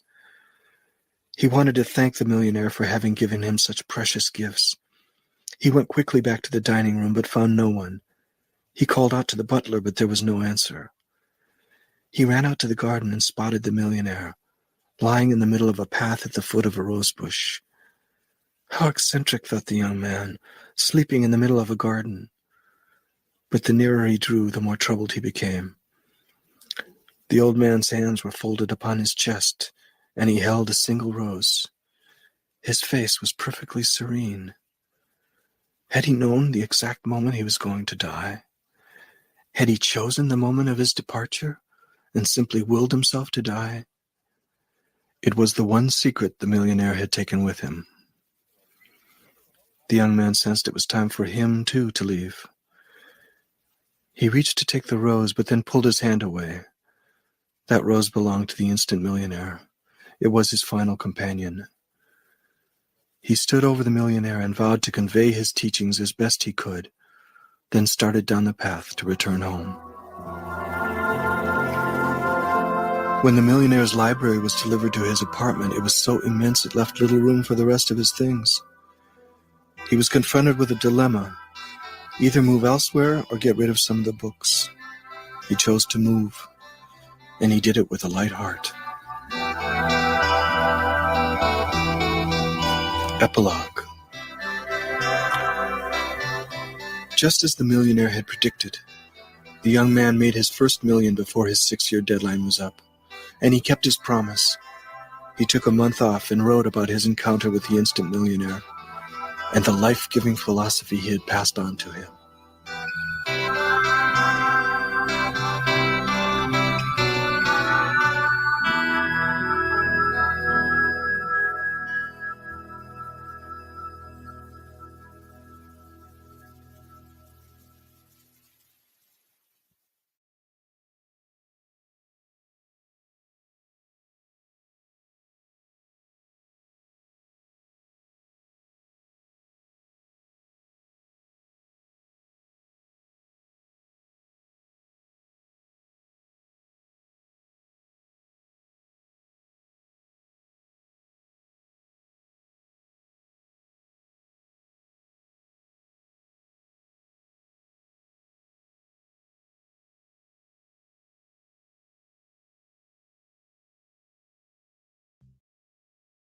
Preface. This book is pragmatical, not philosophical. A practical manual, not a treatise upon theories. It is intended for the men and women whose most pressing need is for money, who wish to get rich first and philosophize afterward. It is for those who have, so far, found neither the time, the means, nor the opportunity to go deeply into the study of metaphysics, but who want results and who are willing to take the conclusions of science as a basis for action, without going into all the processes by which those conclusions were reached. It is expected that the reader will take the fundamental statements upon faith, just as he would take statements concerning a law of electrical action if they were promulgated by a Marconi or an Edison, and taking the statements upon faith, that he will prove their truth by acting upon them without fear or hesitation. Every man or woman who does this will certainly get rich, for the science herein applied is an exact science, and failure is impossible. For the benefit, however, of those who wish to investigate philosophical theories and so secure a logical basis for faith, I will here cite certain authorities. The monistic theory of the universe, the theory that one is all and that all is one, that one substance manifests itself as the seeming many elements of the material world, is of Hindu origin and has been gradually winning its way into the thought of the Western world for 200 years. It is the foundation of all the Oriental philosophies and of those of Descartes, Spinoza, Leibniz, Schopenhauer, Hegel, and Emerson. The reader who would dig to the philosophical foundations of this is advised to read Hegel and Emerson for himself. In writing this book, I have sacrificed all other considerations to plainness and simplicity of style, so that all might understand. The plan of action laid down herein was deduced from the conclusions of philosophy. It has been thoroughly tested and bears the supreme test of practical experiment. It works. If you wish to know how the conclusions were arrived at, read the writings of the authors mentioned above. And if you wish to reap the fruits of their philosophies in actual practice, read this book and do exactly as it tells you to do. The author. Chapter 1. The Right to be Rich. Whatever may be said in praise of poverty, the fact remains that it is not possible to live a really complete or successful life unless one is rich. No man can rise to his greatest possible height in talent or soul development unless he has plenty of money. For to unfold the soul and to develop talent, he must have many things to use, and he cannot have these things unless he has money to buy them with. A man develops in mind, soul, and body by making use of these things, and society is so organized that man must have money in order to become the possessor of things. Therefore, the basis of all advancement for man must be the science of getting rich. The object of all life is development, and everything that lives has an inalienable right to all the development it is capable of attaining. Man's right to life means his right to have the free and unrestricted use of all things which may be necessary to his fullest mental, spiritual, and physical unfoldment, or, in other words, his right to be rich. I shall not speak of riches in a figurative way. To be really rich does not mean to be satisfied or contented with a little. No man ought to be satisfied with little if he is capable of using and enjoying more. The purpose of nature is the advancement and unfoldment of life, and every man should have all that can contribute to the power, elegance, beauty, and richness of life. To be content with less is sinful. The man who owns all he wants for the living of all the life he is capable of living is rich, and no man who has not plenty of money can have all he wants. Life has advanced so far and become so complex that even the most ordinary man or woman requires a great amount of wealth in order to live in a manner that even approaches completeness. Every person naturally wants to become all that they are capable of becoming. This desire to realize innate possibilities is inherent in human nature. We cannot help wanting to be all that we can be. Success in life is becoming what you want to be. You can become what you want to be only by making use of things, and you can have the free use of things only as you become rich enough to buy them. To understand the science of getting rich is therefore the most essential of all knowledge. There is nothing wrong in wanting to get rich. The desire for riches is really the desire for a richer, fuller, and more abundant life, and that desire is praiseworthy. The man who does not desire to live more abundantly is abnormal. And so the man who does not desire to have money enough to buy all he wants is abnormal. There are three motives for which we live. We live for the body, we live for the mind, we live for the soul. No one of these is better or holier than the other. All are alike desirable, and no one of the three, body, mind, or soul, can live fully if either of the others is cut short of full life and expression. It is not right or noble to live only for the soul and deny mind or body, and it is wrong to live for the intellect and deny body or soul. We are all acquainted with the loathsome consequences of living for the body and denying both mind and soul, and we see that real life means the complete expression of all that man can give forth through body, mind, and soul. Whatever he can say, no man can be really happy or satisfied unless his body is living fully in every function, and unless the same is true of his mind and his soul. Wherever there is unexpressed possibility or function not performed, there is unsatisfied desire. Desire is possibility seeking expression or function seeking performance. Man cannot live fully in body without good food, comfortable clothing, and warm shelter, and without freedom from excessive toil. Rest and recreation are also necessary to his physical life. He cannot live fully in mind without books and time to study them, without opportunity for travel and observation, or without intellectual companionship. To live fully in mind, he must have intellectual recreations and must surround himself with all the objects of art and beauty he is capable of using and appreciating. To live fully in soul, man must have love, and love is denied expression by poverty. A man's highest happiness is found in the bestowal of benefits on those he loves.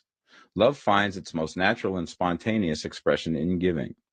The man who has nothing to give cannot fill his place as a husband or father, as a citizen or as a man. It is in the use of material things that a man finds full life for his body, develops his mind, and unfolds his soul.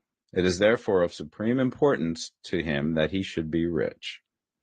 It is perfectly right that you should desire to be rich. If you are a normal man or woman, you cannot help doing so. It is perfectly right that you should give your best attention to the science of getting rich, for it is the noblest and most necessary of all studies. If you neglect this study, you are derelict in your duty to yourself, to God, and humanity, for you can render to God and humanity no greater service than to make the most of yourself. Chapter 2. There is a science of getting rich. There is a science of getting rich, and it is an exact science, like algebra or arithmetic. There are certain laws which govern the process of acquiring riches. Once these laws are learned and obeyed by any man, he will get rich with mathematical certainty. The ownership of money and property comes as a result of doing things in a certain way. Those who do things in this certain way, whether on purpose or accidentally, get rich, while those who do not do things in this certain way, no matter how hard they work or how able they are, remain poor. It is a natural law that like causes always produce like effects, and therefore any man or woman who learns to do things in this certain way will infallibly get rich. That the above statement is true is shown by the following facts. Getting rich is not a matter of environment, for if it were, all the people in certain neighborhoods would become wealthy. The people of one city would all be rich, while those of other towns would all be poor. Or the inhabitants of one state would roll in wealth, and those of an adjoining state would be in poverty. But everywhere we see rich and poor living side by side in the same environment and often engaged in the same vocations. When two men are in the same locality and in the same business, and one gets rich while the other remains poor, it shows that getting rich is not primarily a matter of environment. Some environments may be more favorable than others, but when two men in the same business are in the same neighborhood, and one gets rich while the other fails, it indicates that getting rich is the result of doing things in a certain way. And further, the ability to do things in this certain way is not due solely to the possession of talent, for many people who have great talent remain poor, while others who have very little talent get rich. Studying the people who have gotten rich, we find that they are an average lot in all respects, having no greater talents and abilities than other men. It is evident that they do not get rich because they possess talents and abilities that other men have not, but because they happen to do things in a certain way. Getting rich is not the result of saving or thrift. Many very penurious people are poor, while free spenders often get rich. Nor is getting rich due to doing things which others fail to do. For two men in the same business often do almost exactly the same things, and one gets rich while the other remains poor or becomes bankrupt.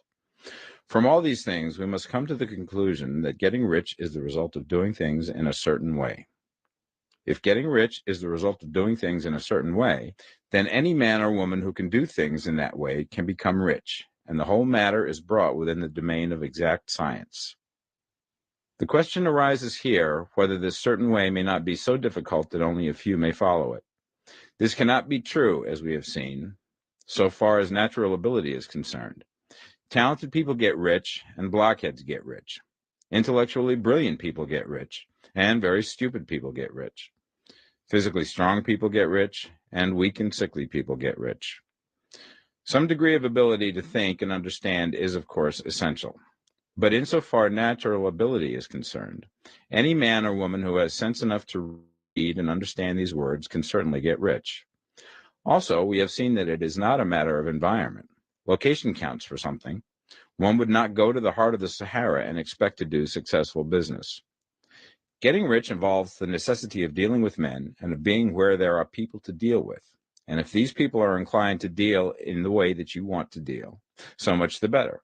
But that is about as far as environment goes. If anybody else in your town can get rich, so can you. And if anybody else in your state can get rich, so can you. Again, it is not a matter of choosing some particular business or profession. People get rich in every business and in every profession, while their next-door neighbors in the same vocation remain in poverty. It is true that you will do best in a business which you like and which is congenial to you. And if you have certain talents which are well developed, you will do best in a business which calls for the exercise of those talents. Also, you will do best in a business which is suited to your locality. An ice cream parlor would do better in a warm climate than in Greenland, and a salmon fishery will succeed better in the Northwest than in Florida, where there are no salmon. But aside from these general limitations, getting rich is not dependent upon your engaging in some particular business, but upon your learning to do things in a certain way. If you are now in business and anybody else in your locality is getting rich in the same business, while you are not getting rich, it is because you are not doing things in the same way that the other person is doing them. No one is prevented from getting rich by lack of capital. True, as you get capital, the increase becomes more easy and rapid, but one who has capital is already rich and does not need to consider how to become so. No matter how poor you may be, if you begin to do things in a certain way, you will begin to get rich, and you will begin to have capital.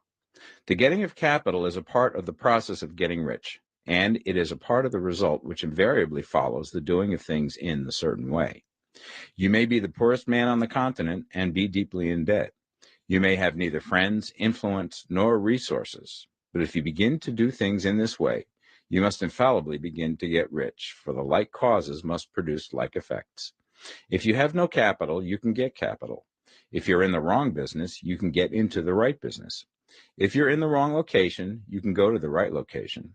And you can do so by beginning in your present business and in your present location to do things in the certain way which causes success. Chapter 3. Is opportunity monopolized? No man is kept poor because opportunity has been taken away from him, because other people have monopolized the wealth and have put a fence around it. You may be shut off from engaging in business in certain lines, but there are other channels open to you. Probably it would be hard for you to get control of any of the great railroad systems.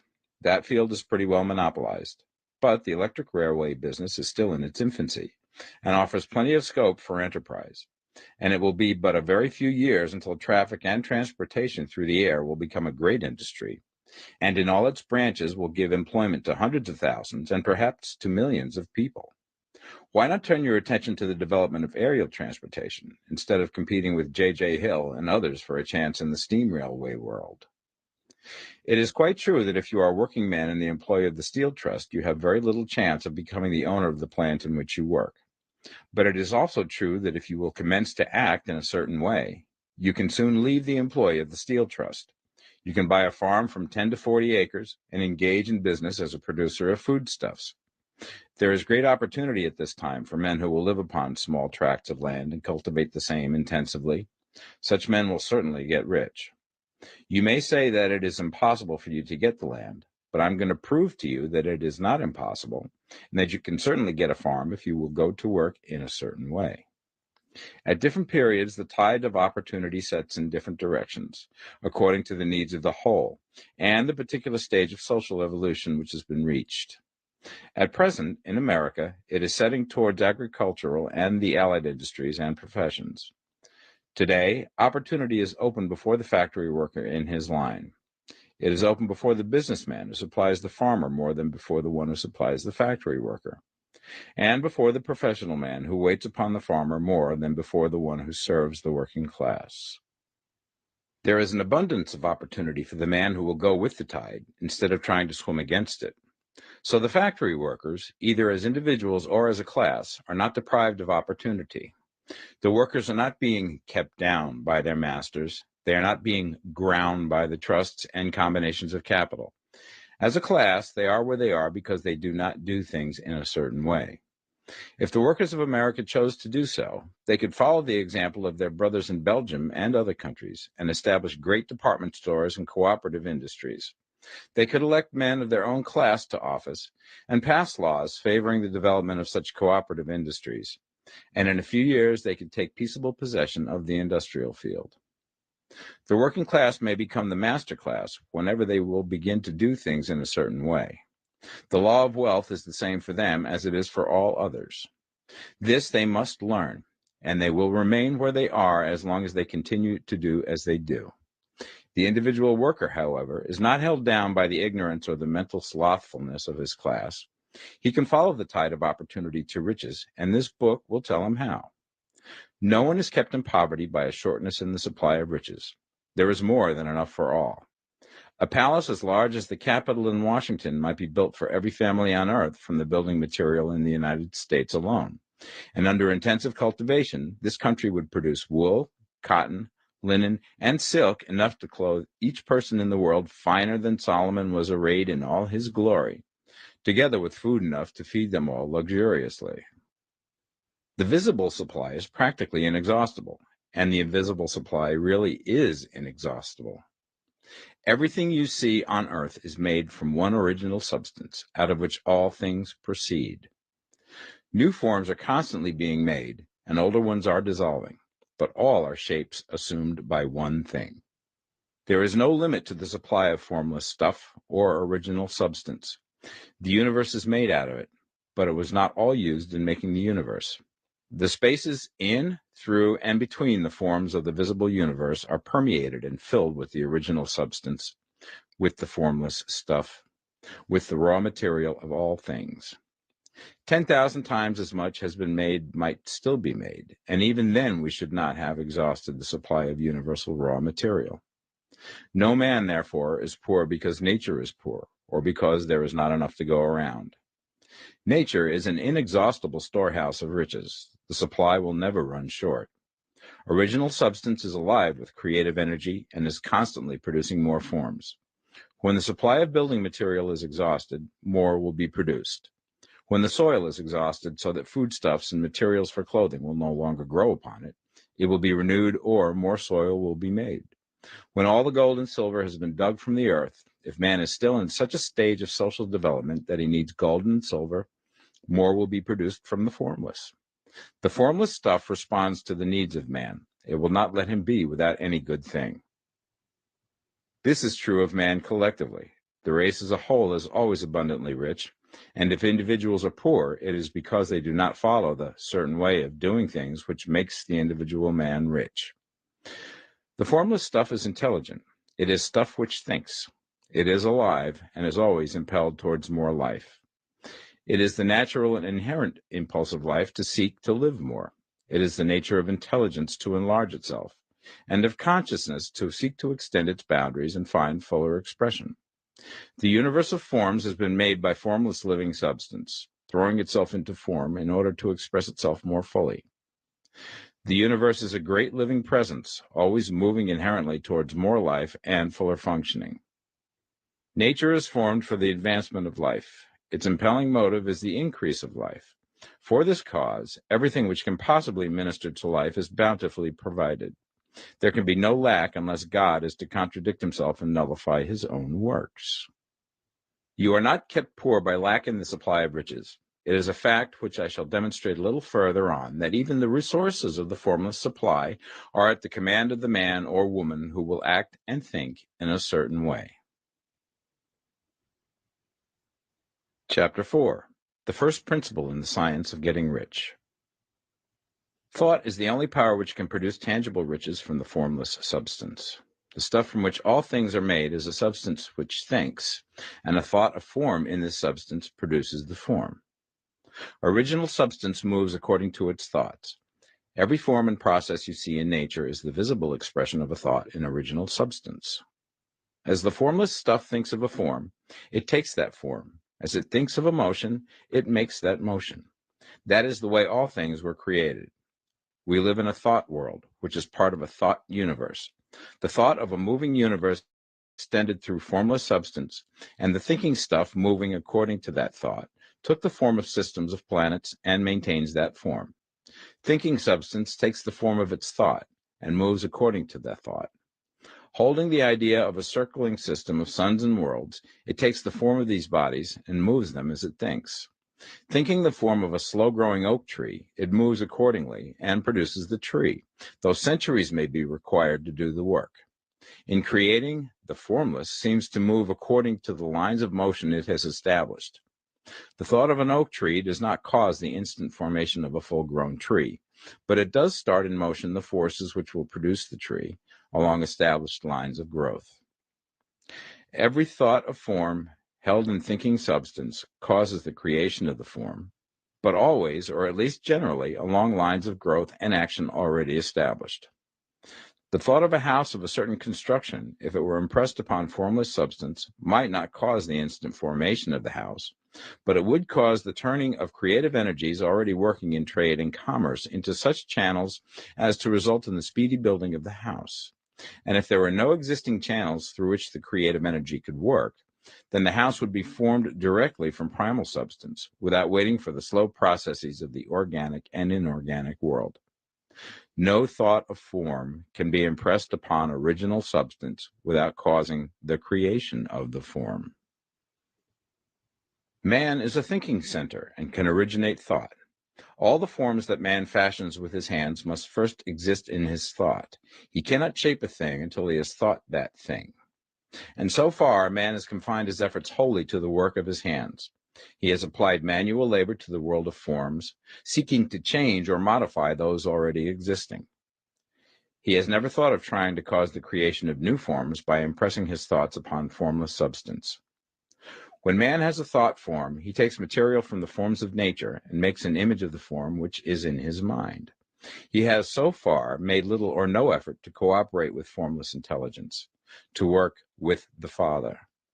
He has not dreamed that he can do what he seeth the Father doing. Man reshapes and modifies existing forms by manual labor. He has given no attention to the question whether he may not produce things from formless substance by communicating his thoughts to it. We propose to prove that he may do so, to prove that any man or woman may do so, and to show how. As our first step, we must lay down the three fundamental propositions. First, we assert that there is one original formless stuff or substance from which all things are made. All the seemingly many elements are but different presentations of one element. All the many forms found in organic and inorganic nature are but different shapes made from the same stuff. And this stuff is thinking stuff. A thought held in it produces the form of the thought. Thought, in thinking substance, produces shapes. Man is a thinking center, capable of original thought. If a man can communicate his thought to original thinking substance, he can cause the creation or formation of the thing he thinks about. To summarize this, there is a thinking stuff from which all things are made, and which, in its original state, permeates, penetrates, and fills the interspaces of the universe. A thought in this substance produces the thing that is imaged by the thought. Man can form things in his thought, and by impressing his thought upon formless substance, can cause the thing he thinks about to be created. It may be asked if I can prove these statements, and without going into details, I answer that I can do so, both by logic and experience. Reasoning back from the phenomena of form and thought, I come to one original thinking substance. And reasoning forward from that thinking substance, I come to man's power to cause the formation of the thing he thinks about. And by experiment, I find the reasoning true. And this is my strongest proof. If one man who reads this book gets rich by doing what it tells him to do, that is evidence in support of my claim. But if every man who does what it tells him to do gets rich, that is proof positive until someone goes through the process and fails. The theory is true until the process fails, and this process will not fail. For every man who does exactly what this book tells him to do will get rich. I have said that men get rich by doing things in a certain way, and in order to do so, men must become able to think in a certain way. A man's way of doing things is the direct result of the way he thinks about things. To do things in a way that you want to do them, you will have to acquire the ability to think the way you want to think. This is the first step towards getting rich. To think what you want to think is to think truth, regardless of appearances. Every man has the natural and inherent power to think what he wants to think, but it requires far more effort to do so than it does to think the thoughts which are suggested by appearances. To think according to appearance is easy. To think truth regardless of appearances is laborious and requires the expenditure of more power than any other work man is called upon to perform. There is no labor from which most people shrink as they do from that of sustained and consecutive thought. It is the hardest work in the world. This is especially true when truth is contrary to appearances. Every appearance in the visible world tends to produce a corresponding form in the mind which observes it, and this can only be prevented by holding the thought of the truth.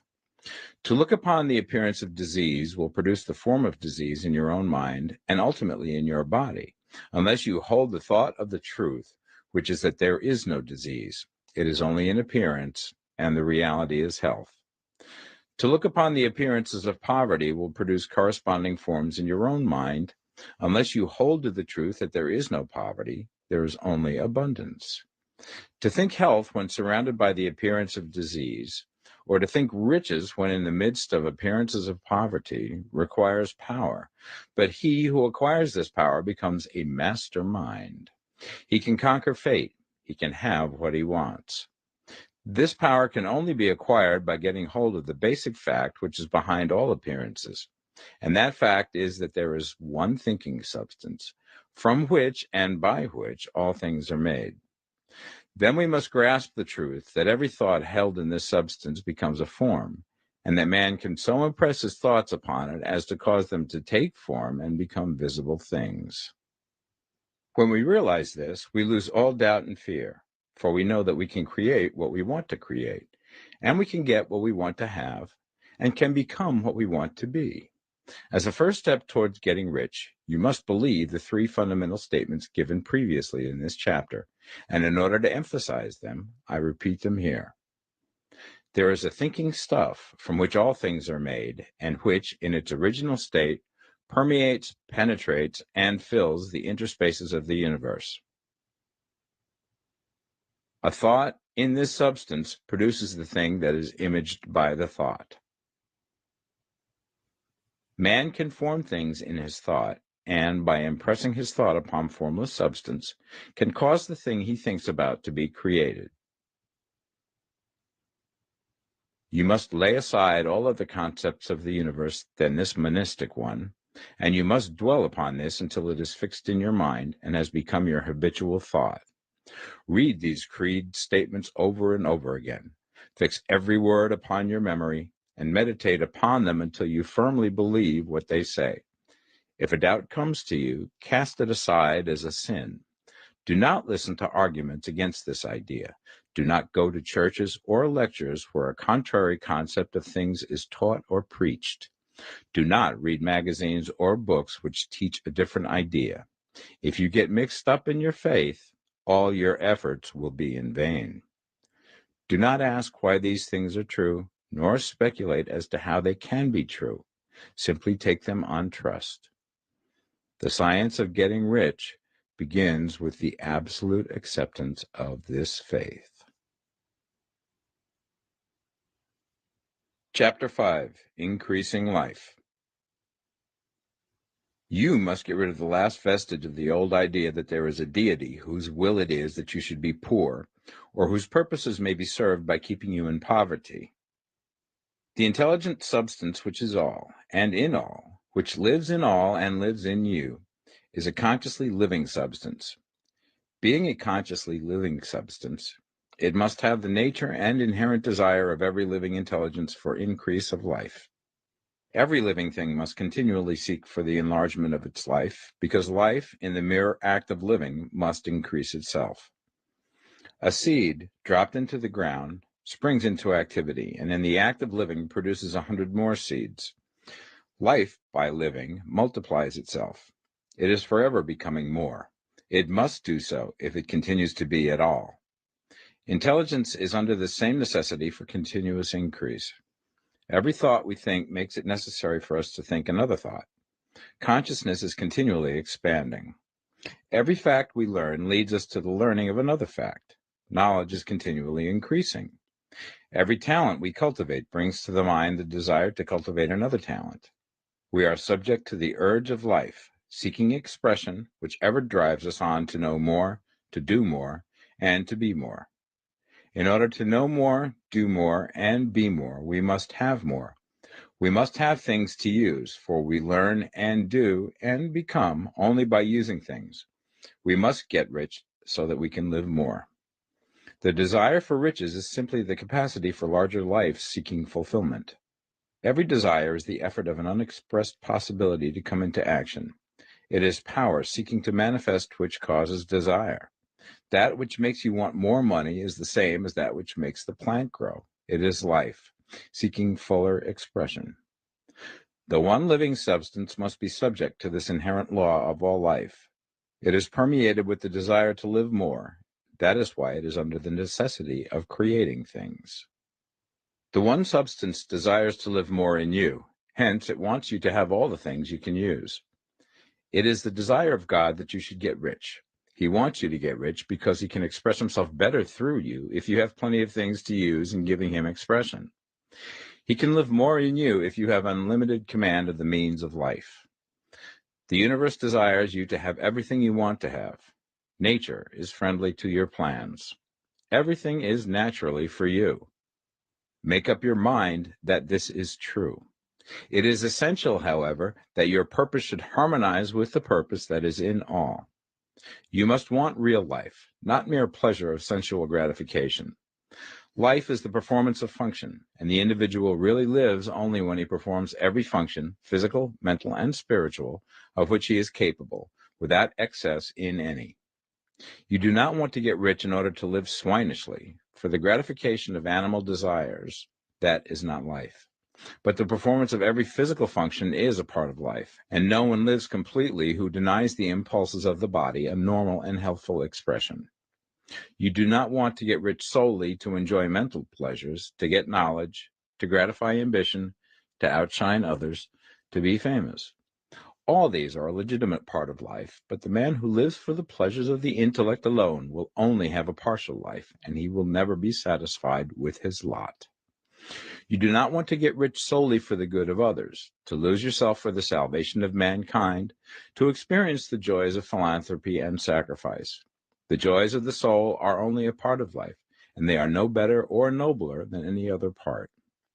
You want to get rich in order that you may eat, drink, and be merry when it is time to do these things, in order that you may surround yourself with beautiful things, see distant lands, feed your mind, and develop your intellect, in order that you may love men and do kind things, and be able to play a good part in helping the world to find truth. But remember that extreme altruism is no better and no nobler than extreme selfishness. Both are mistakes. Get rid of the idea that God wants you to sacrifice yourself for others, and that you can secure his favor by doing so. God requires nothing of the kind. What he wants is that you should make the most of yourself, for yourself and for others, and you can help others more by making the most of yourself than in any other way. You can make the most of yourself only by getting rich, so it is right and praiseworthy that you should give your first and best thought to the work of acquiring wealth. Remember, however, that the desire of substance is for all, and its movements must be for more life to all.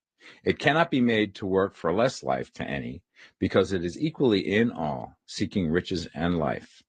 Intelligent substance will make things for you, but it will not take things away from someone else and give them to you. You must get rid of the thought of competition. You are to create, not to compete for what is already created. You do not have to take anything away from anyone. You do not have to drive sharp bargains. You do not have to cheat or to take advantage. You do not need to let any man work for you for less than he earns. You do not have to covet the property of others or to look at it with wishful eyes. No man has anything of which you cannot have the like, and that without taking what he has away from him. You are to become a creator, not a competitor. You are going to get what you want, but in such a way that when you get it, every other man will have more than he has now. I am aware that there are men who get a vast amount of money by proceeding in direct opposition to the statements in the paragraph above, and may add a word of explanation here. Men of the plutocratic type who become very rich do so sometimes purely by their extraordinary ability on the plane of competition, and sometimes they unconsciously relate themselves to substance and its great purposes and movements for the general racial upbuilding through industrial evolution. Rockefeller, Carnegie, Morgan, et al. Have been the unconscious agents of the supreme in the necessary work of systematizing and organizing productive industry, and in the end, their work will contribute immensely towards increased life for all. Their day is nearly over. They have organized production and will soon be succeeded by the agents of the multitude, who will organize the machinery of distribution. The multimillionaires are like the monster reptiles of the prehistoric eras. They play a necessary part in the evolutionary process, but the same power which produced them will dispose of them. And it is well to bear in mind that they have never been really rich. A record of the private lives of most of this class will show that they have really been the most abject and wretched of the poor. Riches secured on the competitive plane are never satisfactory and permanent. They are yours today and another's tomorrow. Remember, if you are to become rich in a scientific and certain way, you must rise entirely out of the competitive thought. You must never think for a moment that the supply is limited. Just as soon as you begin to think that all the money is being cornered and controlled by bankers and others, and that you must exert yourself to get laws passed to stop this process, and so on, in that moment you drop into the competitive mind, and your power to cause creation is gone for the time being. And what is worse, you will probably arrest the creative movements you have already instituted. Know that there are countless millions of dollars worth of gold in the mountains of the earth, not yet brought to light, and know that if there were not, more would be created from thinking substance to supply your needs. Know that the money you need will come, even if it is necessary for 1,000 men to be led to the discovery of new gold mines tomorrow. Never look at the visible supply. Look always at the limitless riches in formless substance, and know that they are coming to you as fast as you can receive and use them.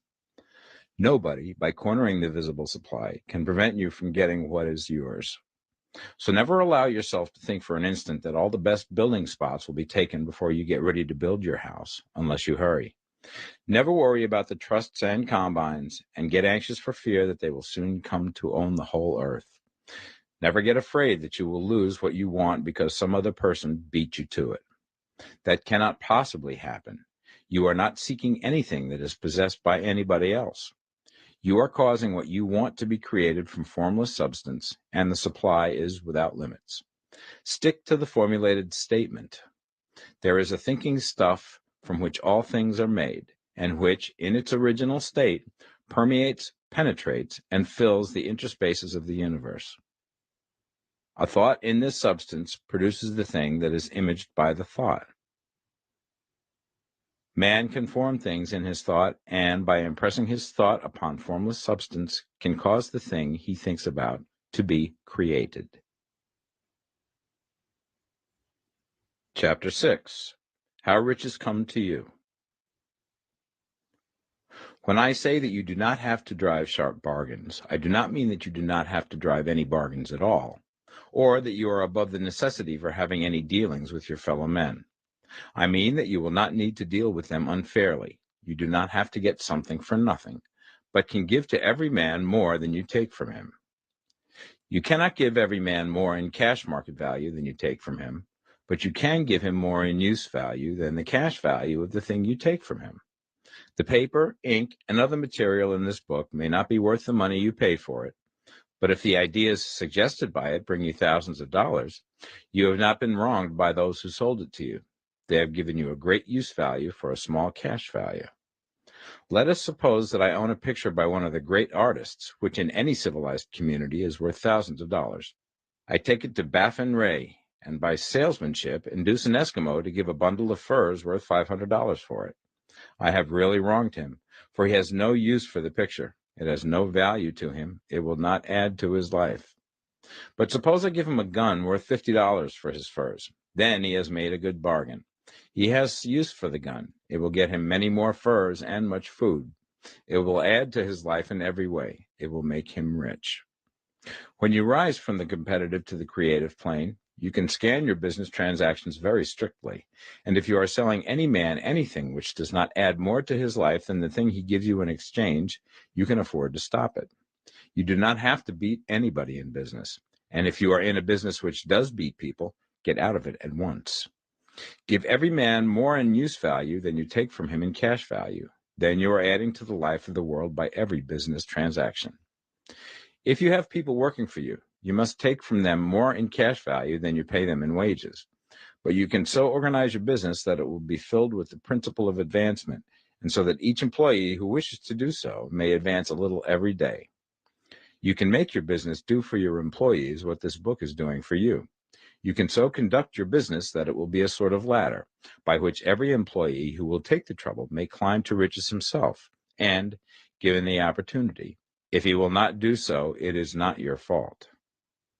And finally, because you are to cause the creation of your riches from formless substance which permeates all your environment, it does not follow that they are to take shape from the atmosphere and come into being before your eyes.